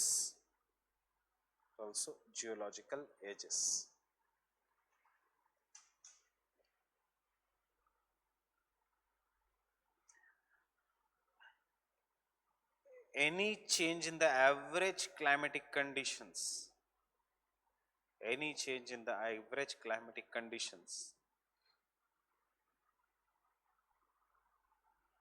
after analyzing weather patterns,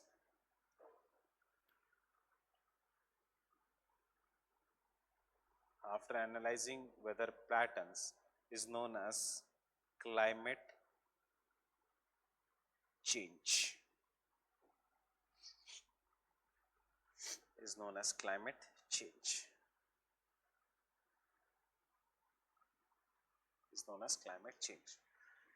climate change दो type के होते हैं, local या global. Global means which is acting across the world. Because of the global climate change which is caused due to the greenhouse gas emission, हम कह रहे हैं temperature बढ़ रहा है, इसलिए global warming. Global warming is an outcome, climate change is a phenomena. Fine with this?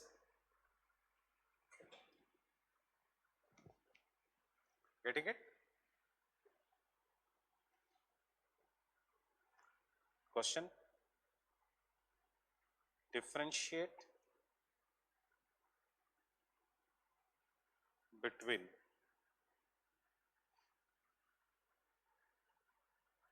weather and climate.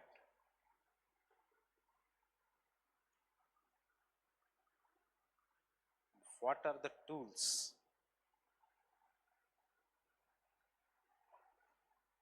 available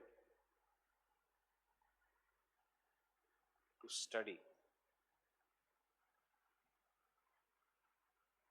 climatic patterns?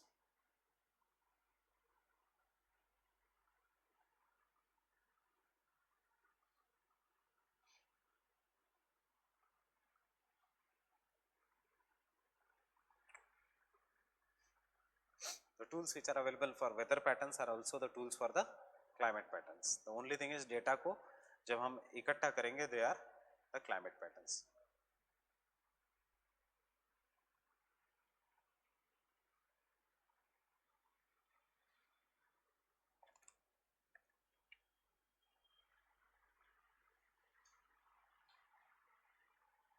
Clear here? मतलब बच्चों जैसा नहीं है वो. वेदर क्या है जो हम जीएस में पढ़ते हैं 25 साल के लिए, डेली ऐसे आंसर मत लिखने दो, आंसर प्रॉपरली एनालिटिकल लिखो.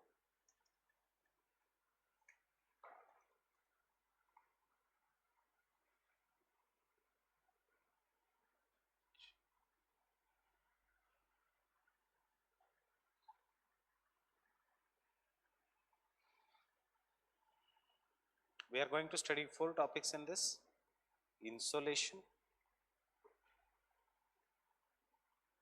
and its factors,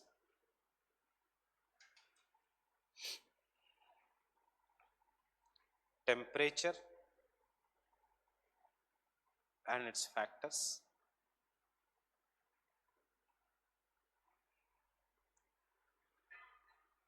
temperature inversion and the types of inversion, and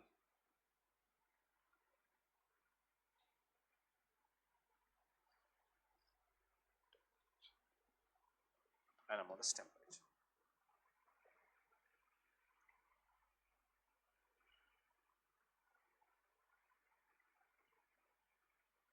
Fine. So break down your syllabus and ये 4 अगर topics ready है तो फिर you can write any answers on this.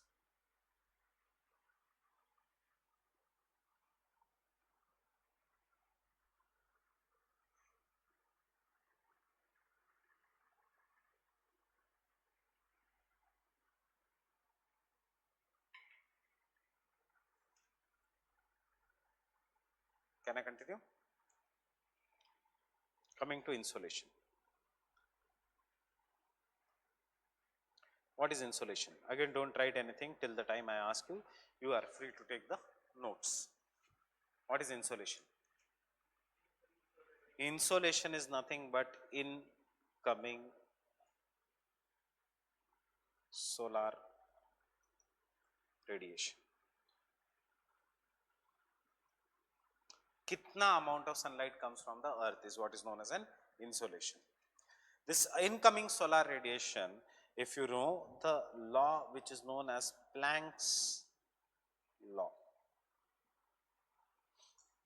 What does the Planck's law says? Abhi exam mein mat likho Planck's law. The Planck's law says that any kind of an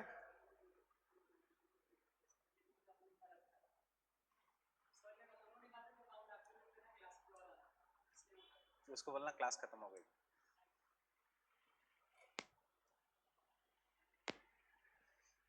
Manu को नहीं करना होगा काम, बोल दिया क्लास के बाद आ जाए. So Planck's law. What does the Planck's law says? Planck's law says that any region which is any body which is having a higher heat, जो primary heat का source है, that will always give out the radiations in the form of short waves. कौन से है short wave radiations? If you look at the electromagnetic spectrum, the electromagnetic spectrum is divided into the short waves to long waves, मतलब in the terms of wavelength. short waves to long waves. So they are starting से gamma waves, उसके बाद x raise, उसके बाद UV rays, उसके बाद visible light, उसके बाद इंफ्रारेड वेव्स, उसके बाद माइक्रोवेव्स एंड उसके बाद रेडियो वेव्स. So कोई भी light which comes from the sun is basically from this, and as you go from this to this in the spectrum, what you will say is the wavelength increases.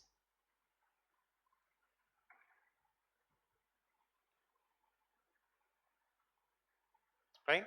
So gamma are having the smallest wavelength, उसके बाद X rays, उसके बाद UV rays, उसके बाद visible light.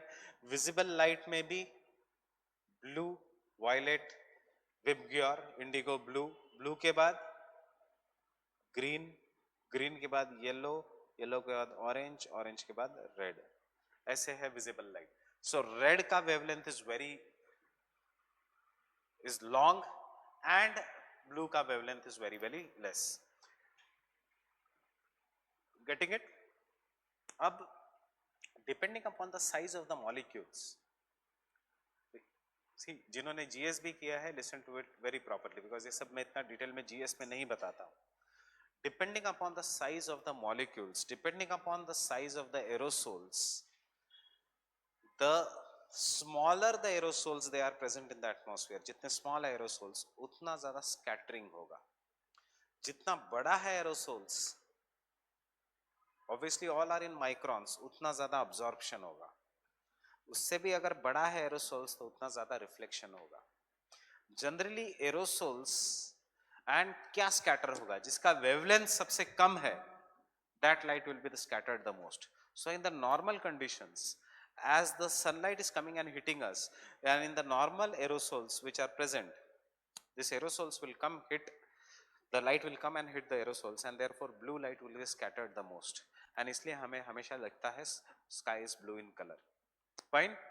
हमारे naked eyes को, normal eyes को, जिसकी वेवलेंथ सबसे ज्यादा है, this is only our visible range. We can not see this, we can not see this.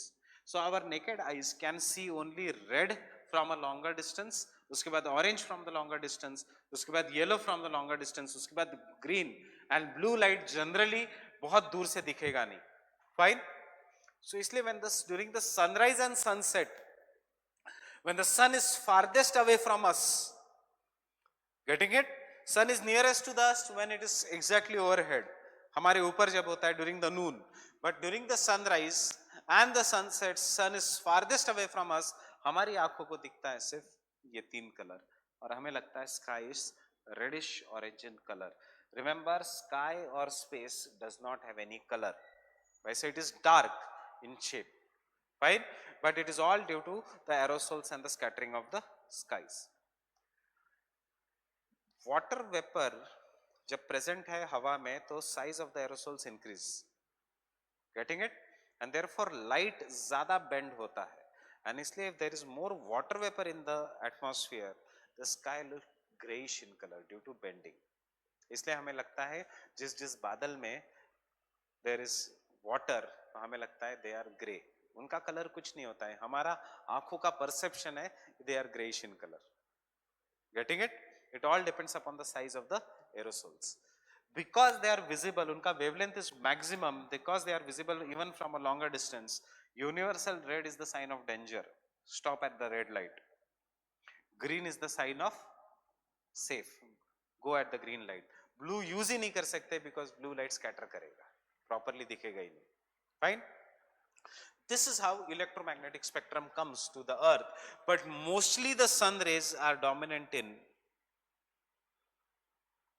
short wavelength, out of which UV rays rarely reach the earth, and Planck's law says that any secondary heat ka body which is heated from the primary heat, for example sun will heat the earth, sun ka wavelength will come in the form of short waves, and the earth after heating will give out long wave radiations.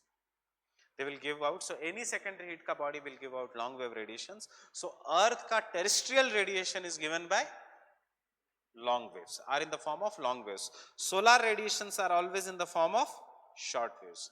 Greenhouse gases are those gases which will allow the short wave radiations but will not allow the long wave radiations to trap the earth, and therefore they will be trapped inside the earth. Getting it? They will not allow the long wave radiations to escape. Earth generally gives out all the long wave radiations, but earth ka long wave radiations which dominate is infrared. Getting it? So iske karan, because the long wave radiations are trapped inside the earth, especially the infrared waves, therefore the temperature, sensible heat jo hame feel hota hai, it increases, and we say that temperature has increased. So what is the basic difference between the temperature and insolation? Insolation is always in the form of short waves.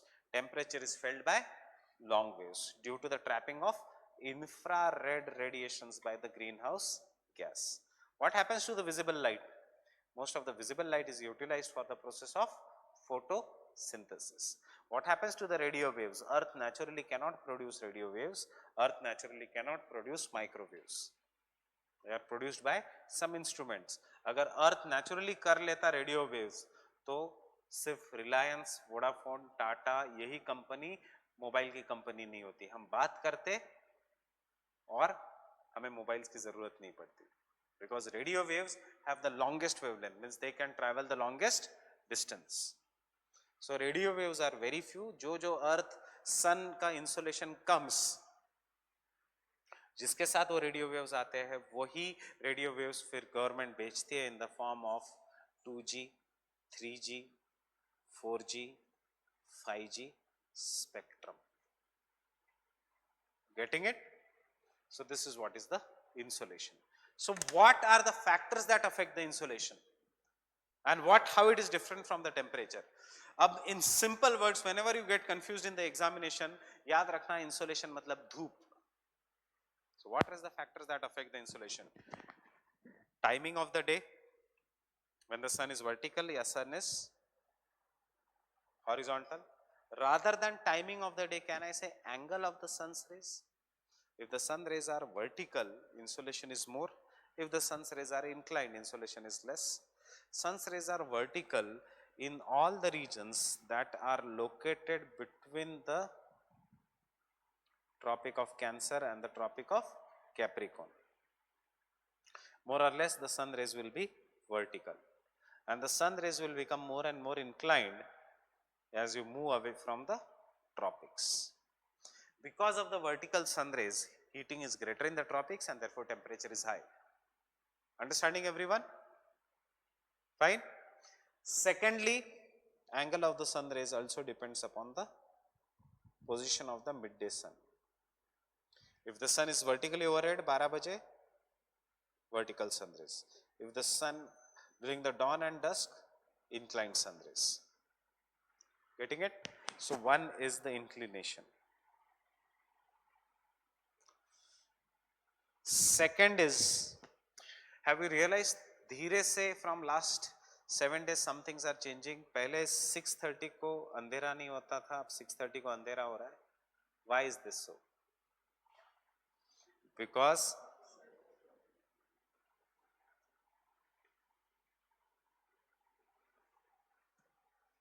the length of the day is changing. Why the length of the day is changing? Because the sun is slightly going into the southern hemisphere. 23rd September ko what is there? Equinox. Matlab sun will be exactly over the equator. What is today?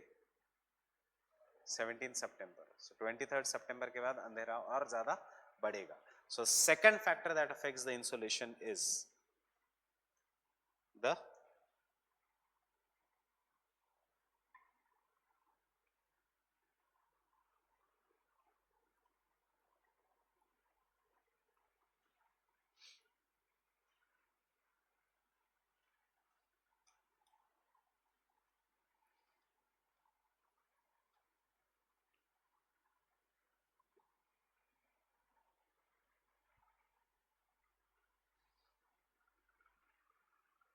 which depends upon the position of the sun. And this position of the sun changes due to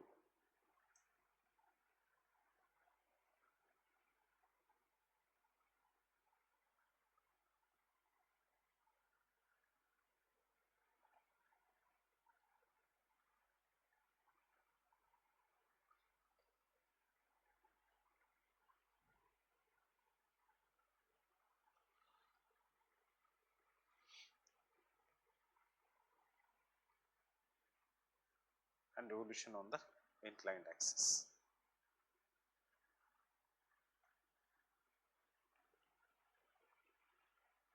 Fine. How? Give me 2-3 minutes. The third factor that affects the insolation is effects of atmosphere.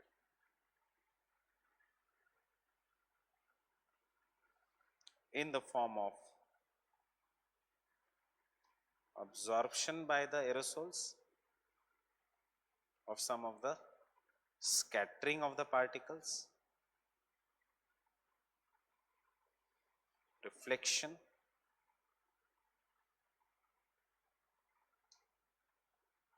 etc. That is, the sun rays will be absorbed by some of the aerosols, will be scattered, generally blue light, and some part will be reflected. And thus, जितना ज़्यादा aerosols or dust particle in the atmosphere, इसलिए हम कहते हैं it is related to global cooling. Sun rays कम हो रही है. Are you able to relate? And the last is, इसी reflection को we will study separately, and this is what is known as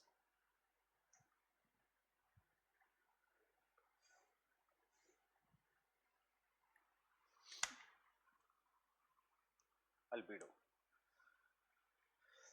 The reflective property of any substance. I am not making you write anything, just try to understand. The reflective property of any substance, when it is expressed in the terms of percentage, is what is known as albedo.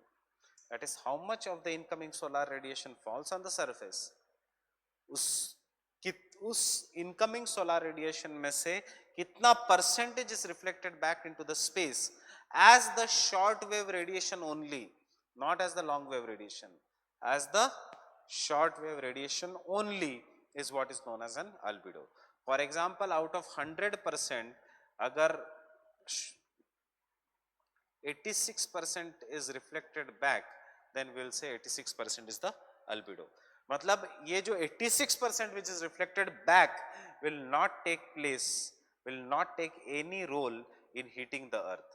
Heating the earth में जो absorb हुआ 14%, जो absorb हुआ which becomes the long wave radiation, this 14% will only take a part. 86% space को lost हो जाएगा. Understanding? So can I say albedo is an important factor that plays a role in the heat budget of the earth? जो substances जिसका albedo ज़्यादा है, जिसकी reflectivity ज़्यादा है, they will be cooler surfaces. चाहे वहाँ पे polar regions में there is a 6 months of day, still it will not impact. Still we say कि summers वहाँ पे are only for 15 days to 2 months, though they have a 6 months of daytime. It is because albedo of the ice is somewhere around 92%. On the other hand, albedo of the sand is somewhere around 40%. Albedo of the black soil is only 10%. That means 10% of the incoming solar radiation is reflected, baki 90% is used in heating the earth. Getting it? Are we changing the albedo of the earth? Are we changing the albedo of the earth? How? Melting of ice caps and glaciers, deforestation, urbanization, concretization, roads banana, this all is changing the albedo of the earth.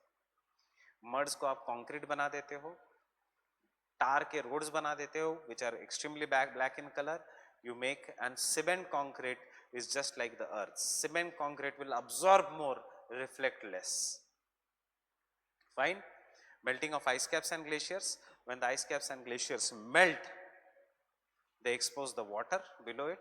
As they expose the water, water is now 200 metre तो trap करेगा heat को, and thus there will be increase in the global warming.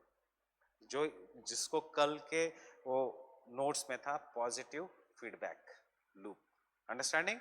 It was mentioned in the yesterday's this thing. So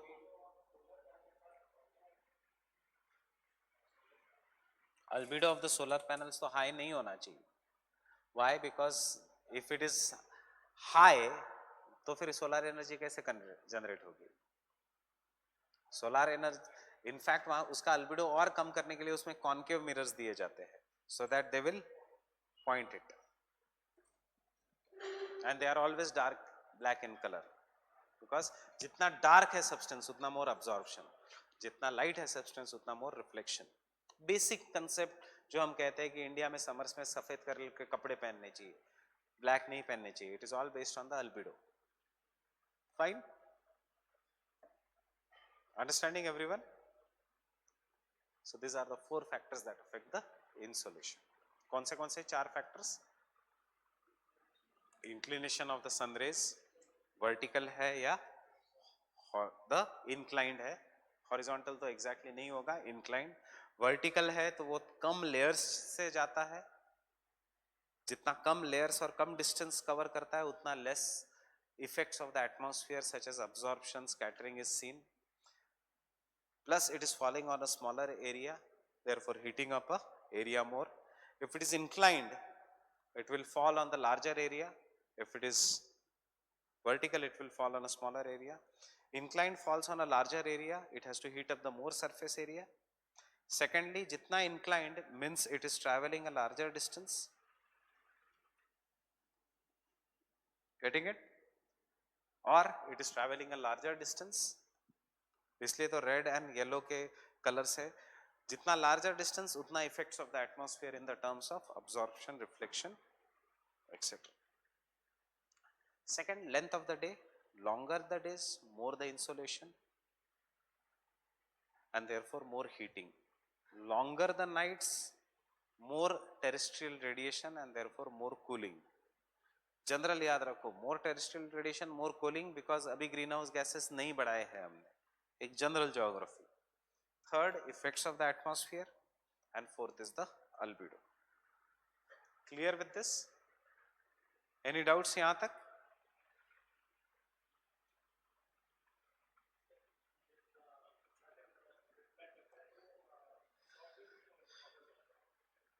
क्योंकि long wave कैसे होता है? Long wave is absorb by the body.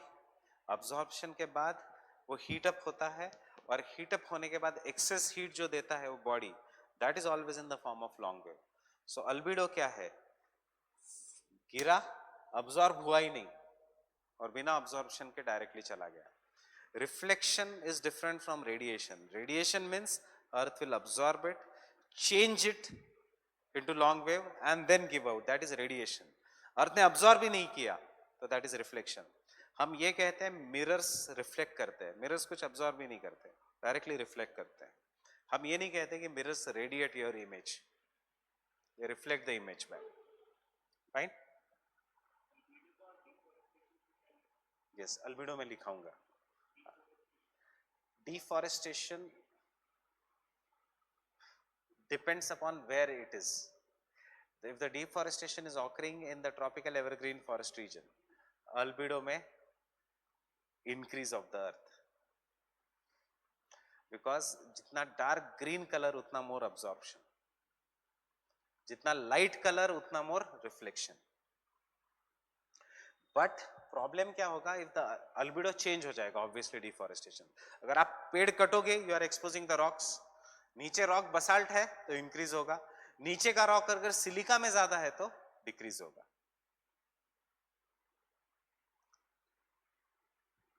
Getting it?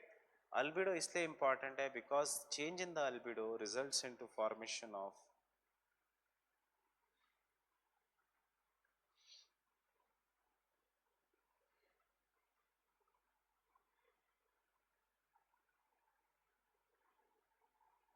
urban heat island. So what is this phenomena of urban heat island? The phenomena of the urban heat island is हमेशा cities का temperature will be 2 to 5 degrees Celsius greater than the surrounding countryside, and this effect is what is known as urban heat island. Understanding the basics? Clear with this everyone? थोड़ा एक mind map बन गया. So insolation.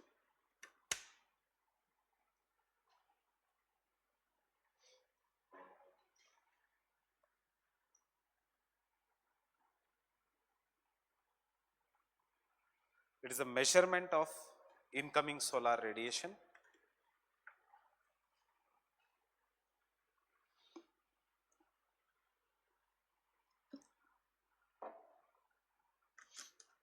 It is a measurement of incoming solar radiation expressed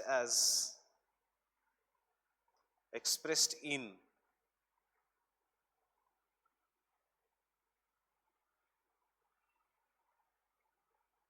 watts per meter square.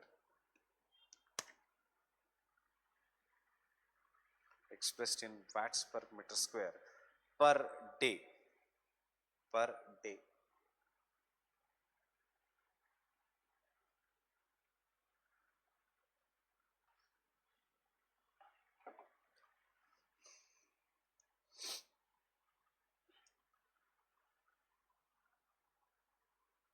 Direct insolation देखो, अगर सब कुछ printed notes में होता तो नहीं लिखा था. जीएस के नोट्स तक यहां तक ठीक है. इंसोलेशन क्या है? ऑप्शनल में direct insolation is slightly different from insolation.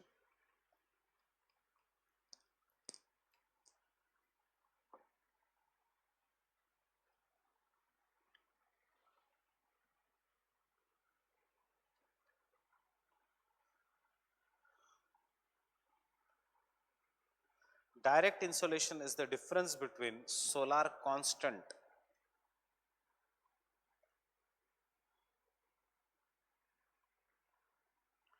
direct insolation is the difference between solar constant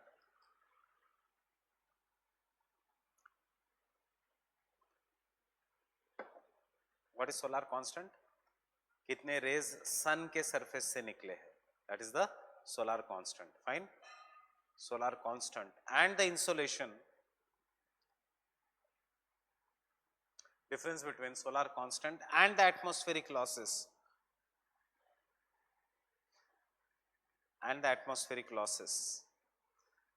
caused by absorption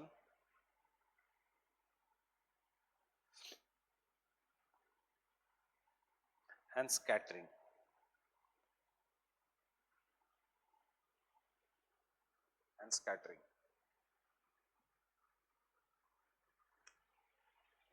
क्या है direct insolation?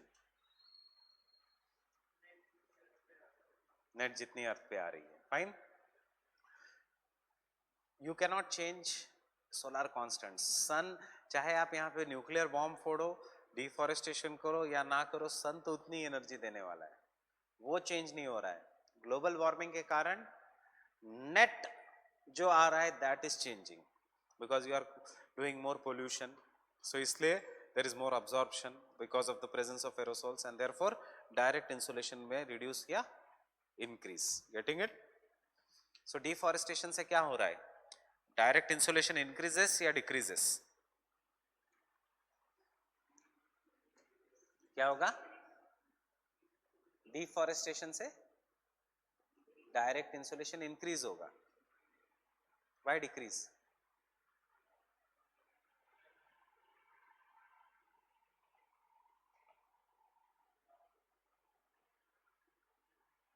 Now there is no tree. Direct insolation has increased. Getting it?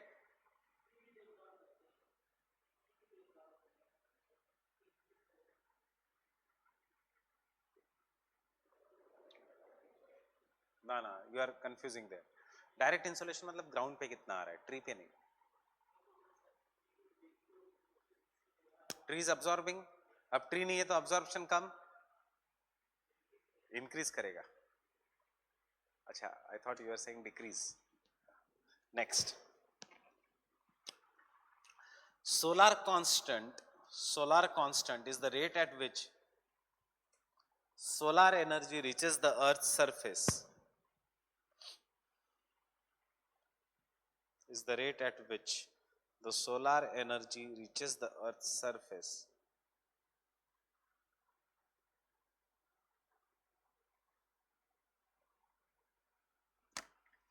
and is 1388 watts per meter square.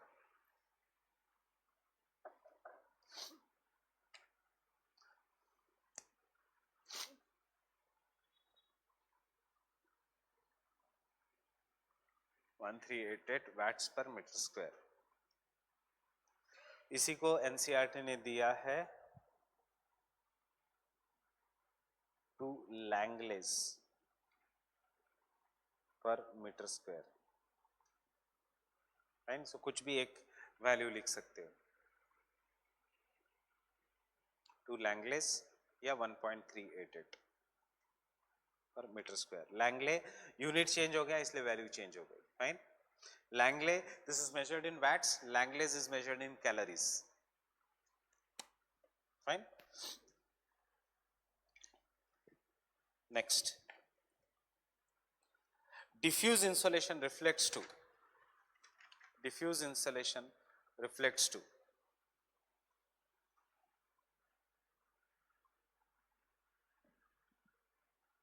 the insolation that is reflected, the insolation that is reflected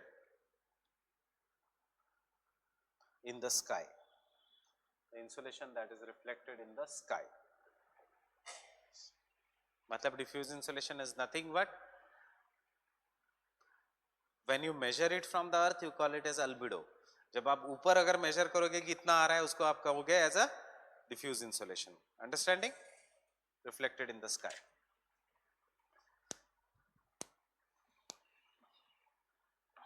next, point of reference फर्क है बस. कितना reflect हो रहा है from the surface, albedo. कितना आ रहा है वापस एट दैट सरफेस, तो उसको हम कहेंगे diffuse. Getting it? Point of reference फर्क है बस. Insolation depends upon numerous factors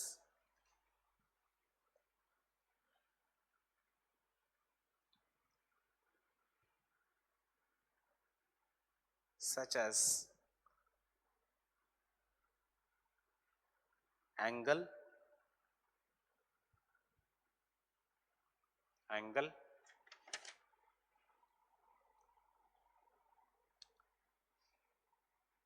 of the sun's rays, angle of the sun's rays, vertical,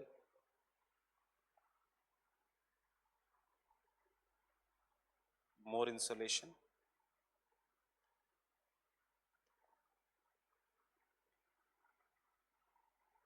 clear?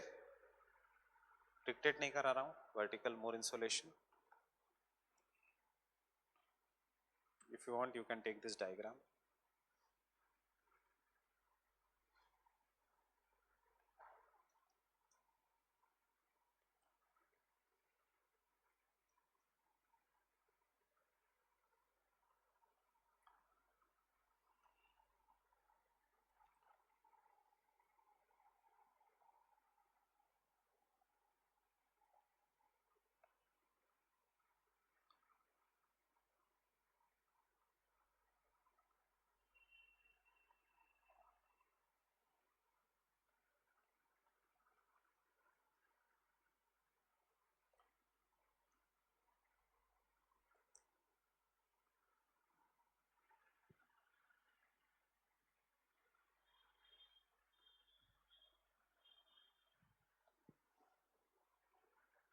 Inclined why there is less insulation, because area बढ़ जाता है, बस सरफेस एरिया बढ़ जाता है. Second, sphericity of the earth, or spherical shape of the earth?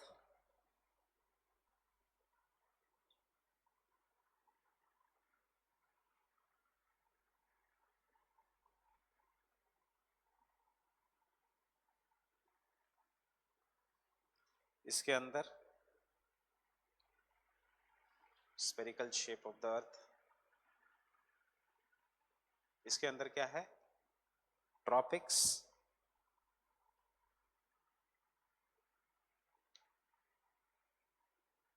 more insolation. Why more insolation?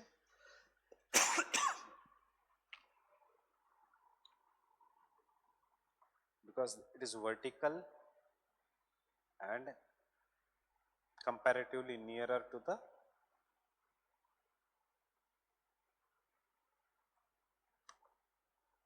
comparatively it is more near to the earth, near to sun.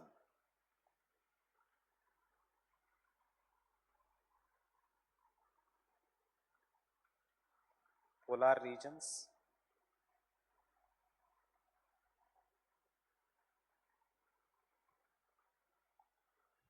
insolation is always inclined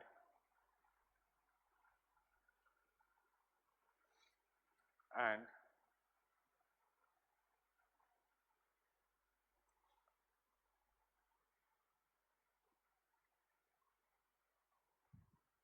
less,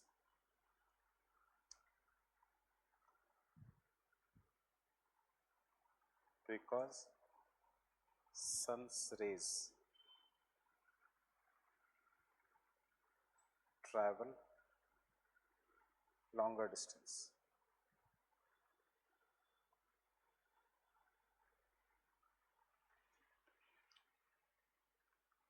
Clear है? Just look at the shape. जो सन के पास है vertical, जो सन से दूर है angle बढ़ते जा रहा है. फाइन. इसीलिए इन द हायर रीजन्स तो 6 महीने का दिन 6 महीने की रात होती है. In that 6 months of day direct insolation बहुत कम होता है, इसलिए दिन भी ऐसे लगता है शाम के समय जैसा. It is not that very strong because there is more of an diffuse sunlight than direct sunlight. Fine, that is sunlight that is lost by scattering and reflection, वो ज्यादा है. Third,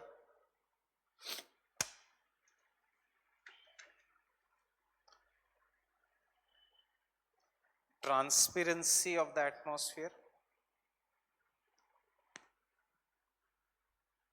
Transparency of the atmosphere.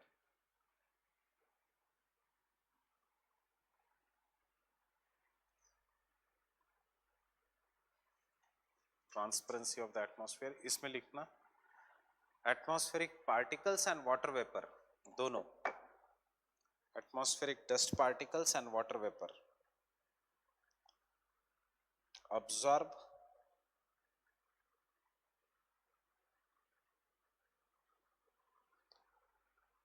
reflect refract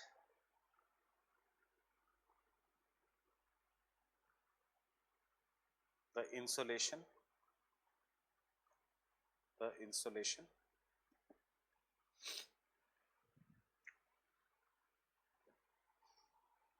and fourth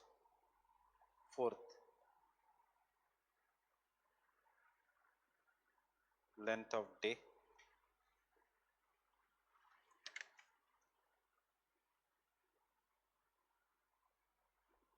Longer days,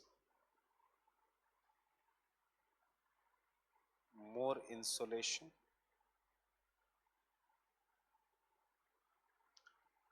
and therefore more heating.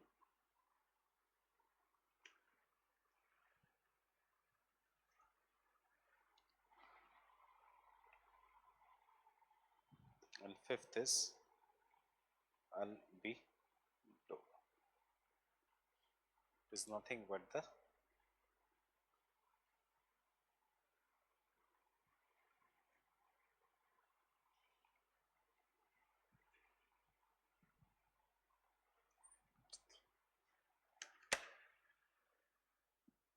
reflective property of the earth. Fine. Before I go further, temperature क्या है? जो heat हमें feel होती है. So अभी question आप answer कर सकते हो, what is the difference between insolation and temperature? 150 words में. What is insolation? Incoming solar radiation which comes as a solar constant. It depends upon the following factors. This insolation, depending upon the weather conditions, presence or absence of the clouds, forest or no forest, will be used to heat up the earth. The earth, after heating up, gives out long wave radiations which are then captured by the atmospheric gases. This long wave radiations will help in increasing the temperature of the earth, driving the weather patterns. So this sensible heat which is caused due to insolation is what is known as a temperature. Insolation does not result into any weather phenomena, but all the weather phenomena are done by temperature. Temperature we feel is due to the long wave radiations. Getting it? Insolation का हमारे इसमें ज़्यादा संबंध नहीं है. Insolation वही interested है जिसको solar energy बनानी है. इसलिए initially the International Solar Alliance was open to only those countries which are located in the tropics. Right? वो इस पे डिपेंडेंट नहीं था कि साइबेरिया में समर्स में तो बहुत ज्यादा गर्मी होती है, तो फिर रशिया को भी ले लो एज अ पार्ट. आपको गर्मी से लेना देना ही नहीं है. You are the solar energy is based on the insolation, right, not on the heat. गर्मी इज टेम्परेचर, धूप is insolation.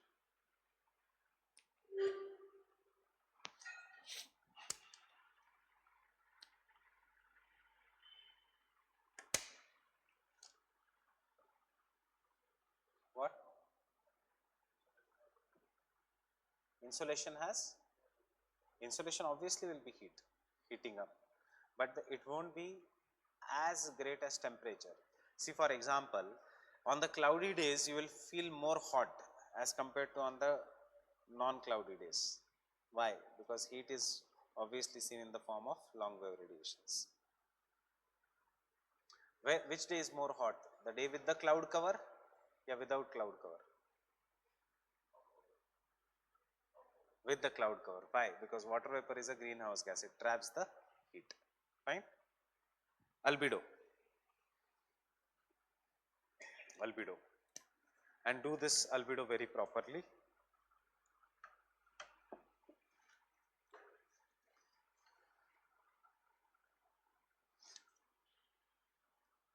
Albedo is the reflective property of the earth.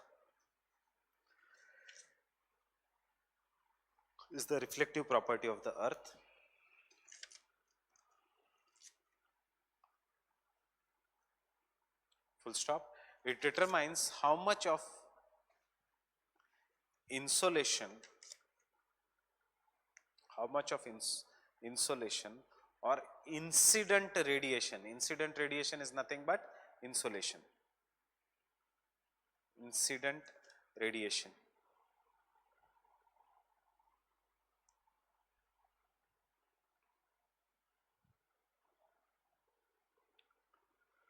is reflected directly back into the space.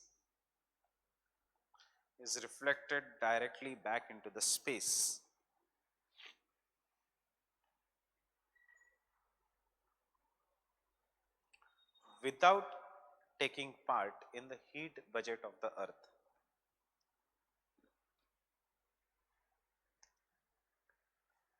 Without taking part in the heat budget of the earth.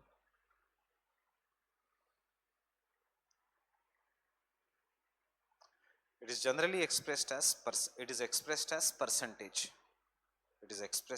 percentage.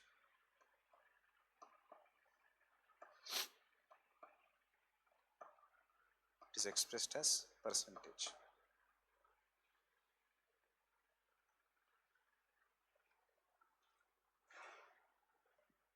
The albedo of the lighter objects.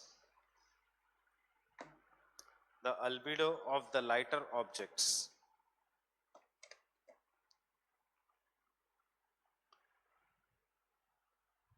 is greater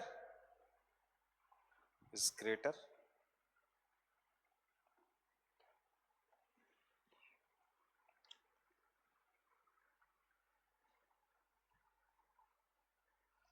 the general table of albedo is as shown. The general table of albedo, ये mains में बनाना और ये prelims के लिए भी याद रखना. The general table of the albedo is as shown.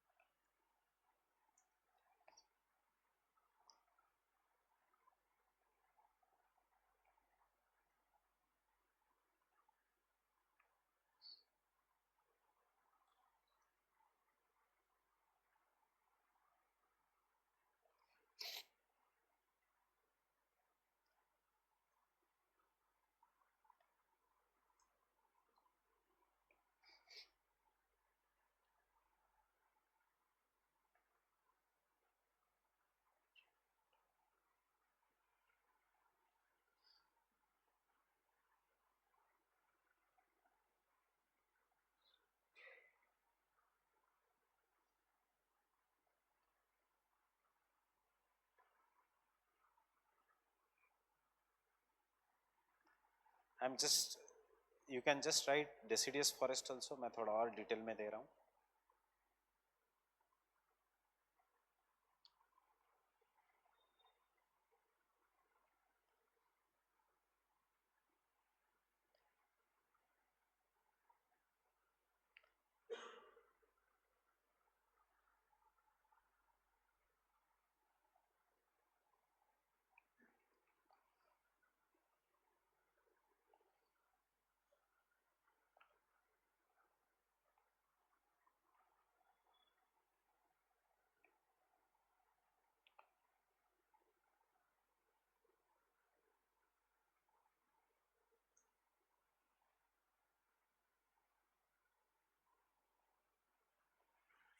Albedo will go on decreasing.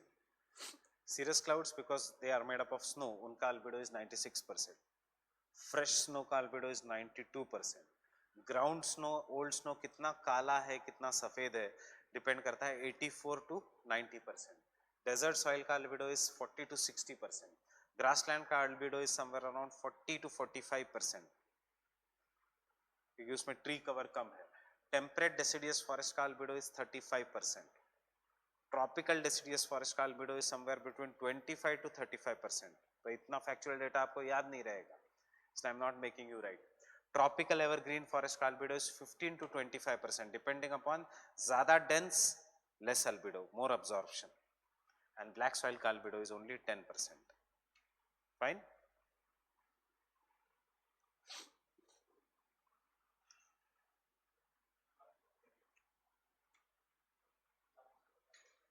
Clouds का general 27%.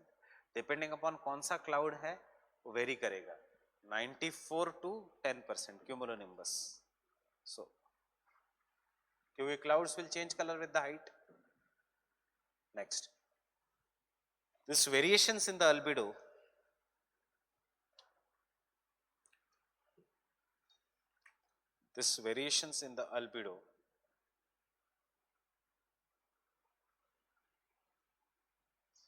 causes variations in the temperatures.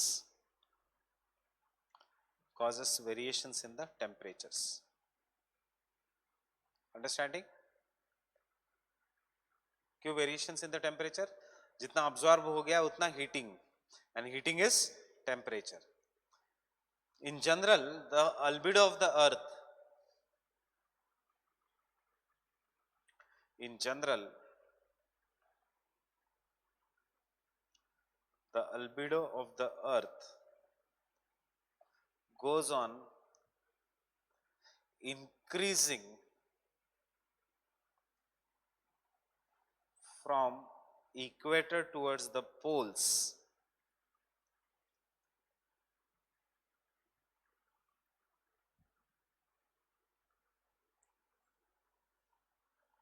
whereas the insolation goes on decreasing from equator towards the poles.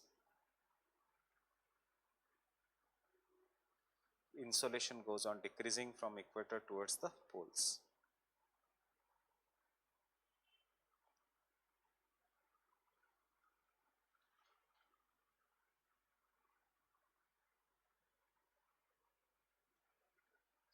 Albedo has an important bearing on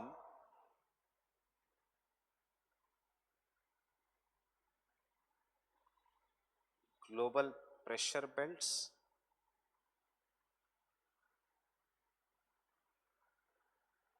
wind circulation,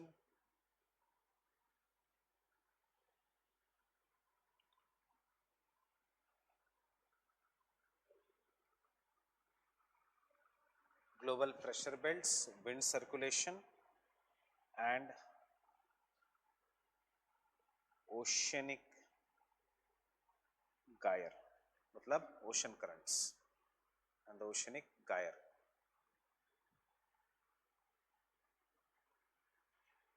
And therefore, due to the melting of ice caps and glaciers,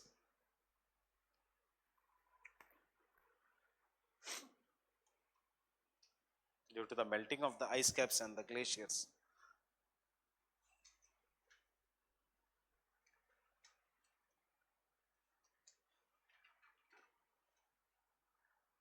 as the albedo of the earth is decreasing,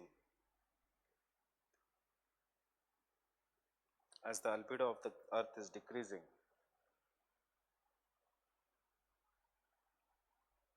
the direction and the intensity of the winds is changing.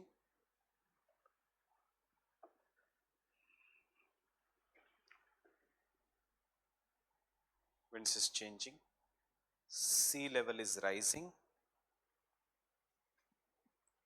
sea level is rising, threatening both polar as well as tropical regions. Threatening both polar as well as the tropical regions. Fine. Let's stop here. Tomorrow we'll start with the temperature. वो जो question है insolation versus temperature थोड़ा सोच के आना, because इतना data है उसको लिखोगे क्या क्या क्या लिखोगे और क्या क्या नहीं लिखना है.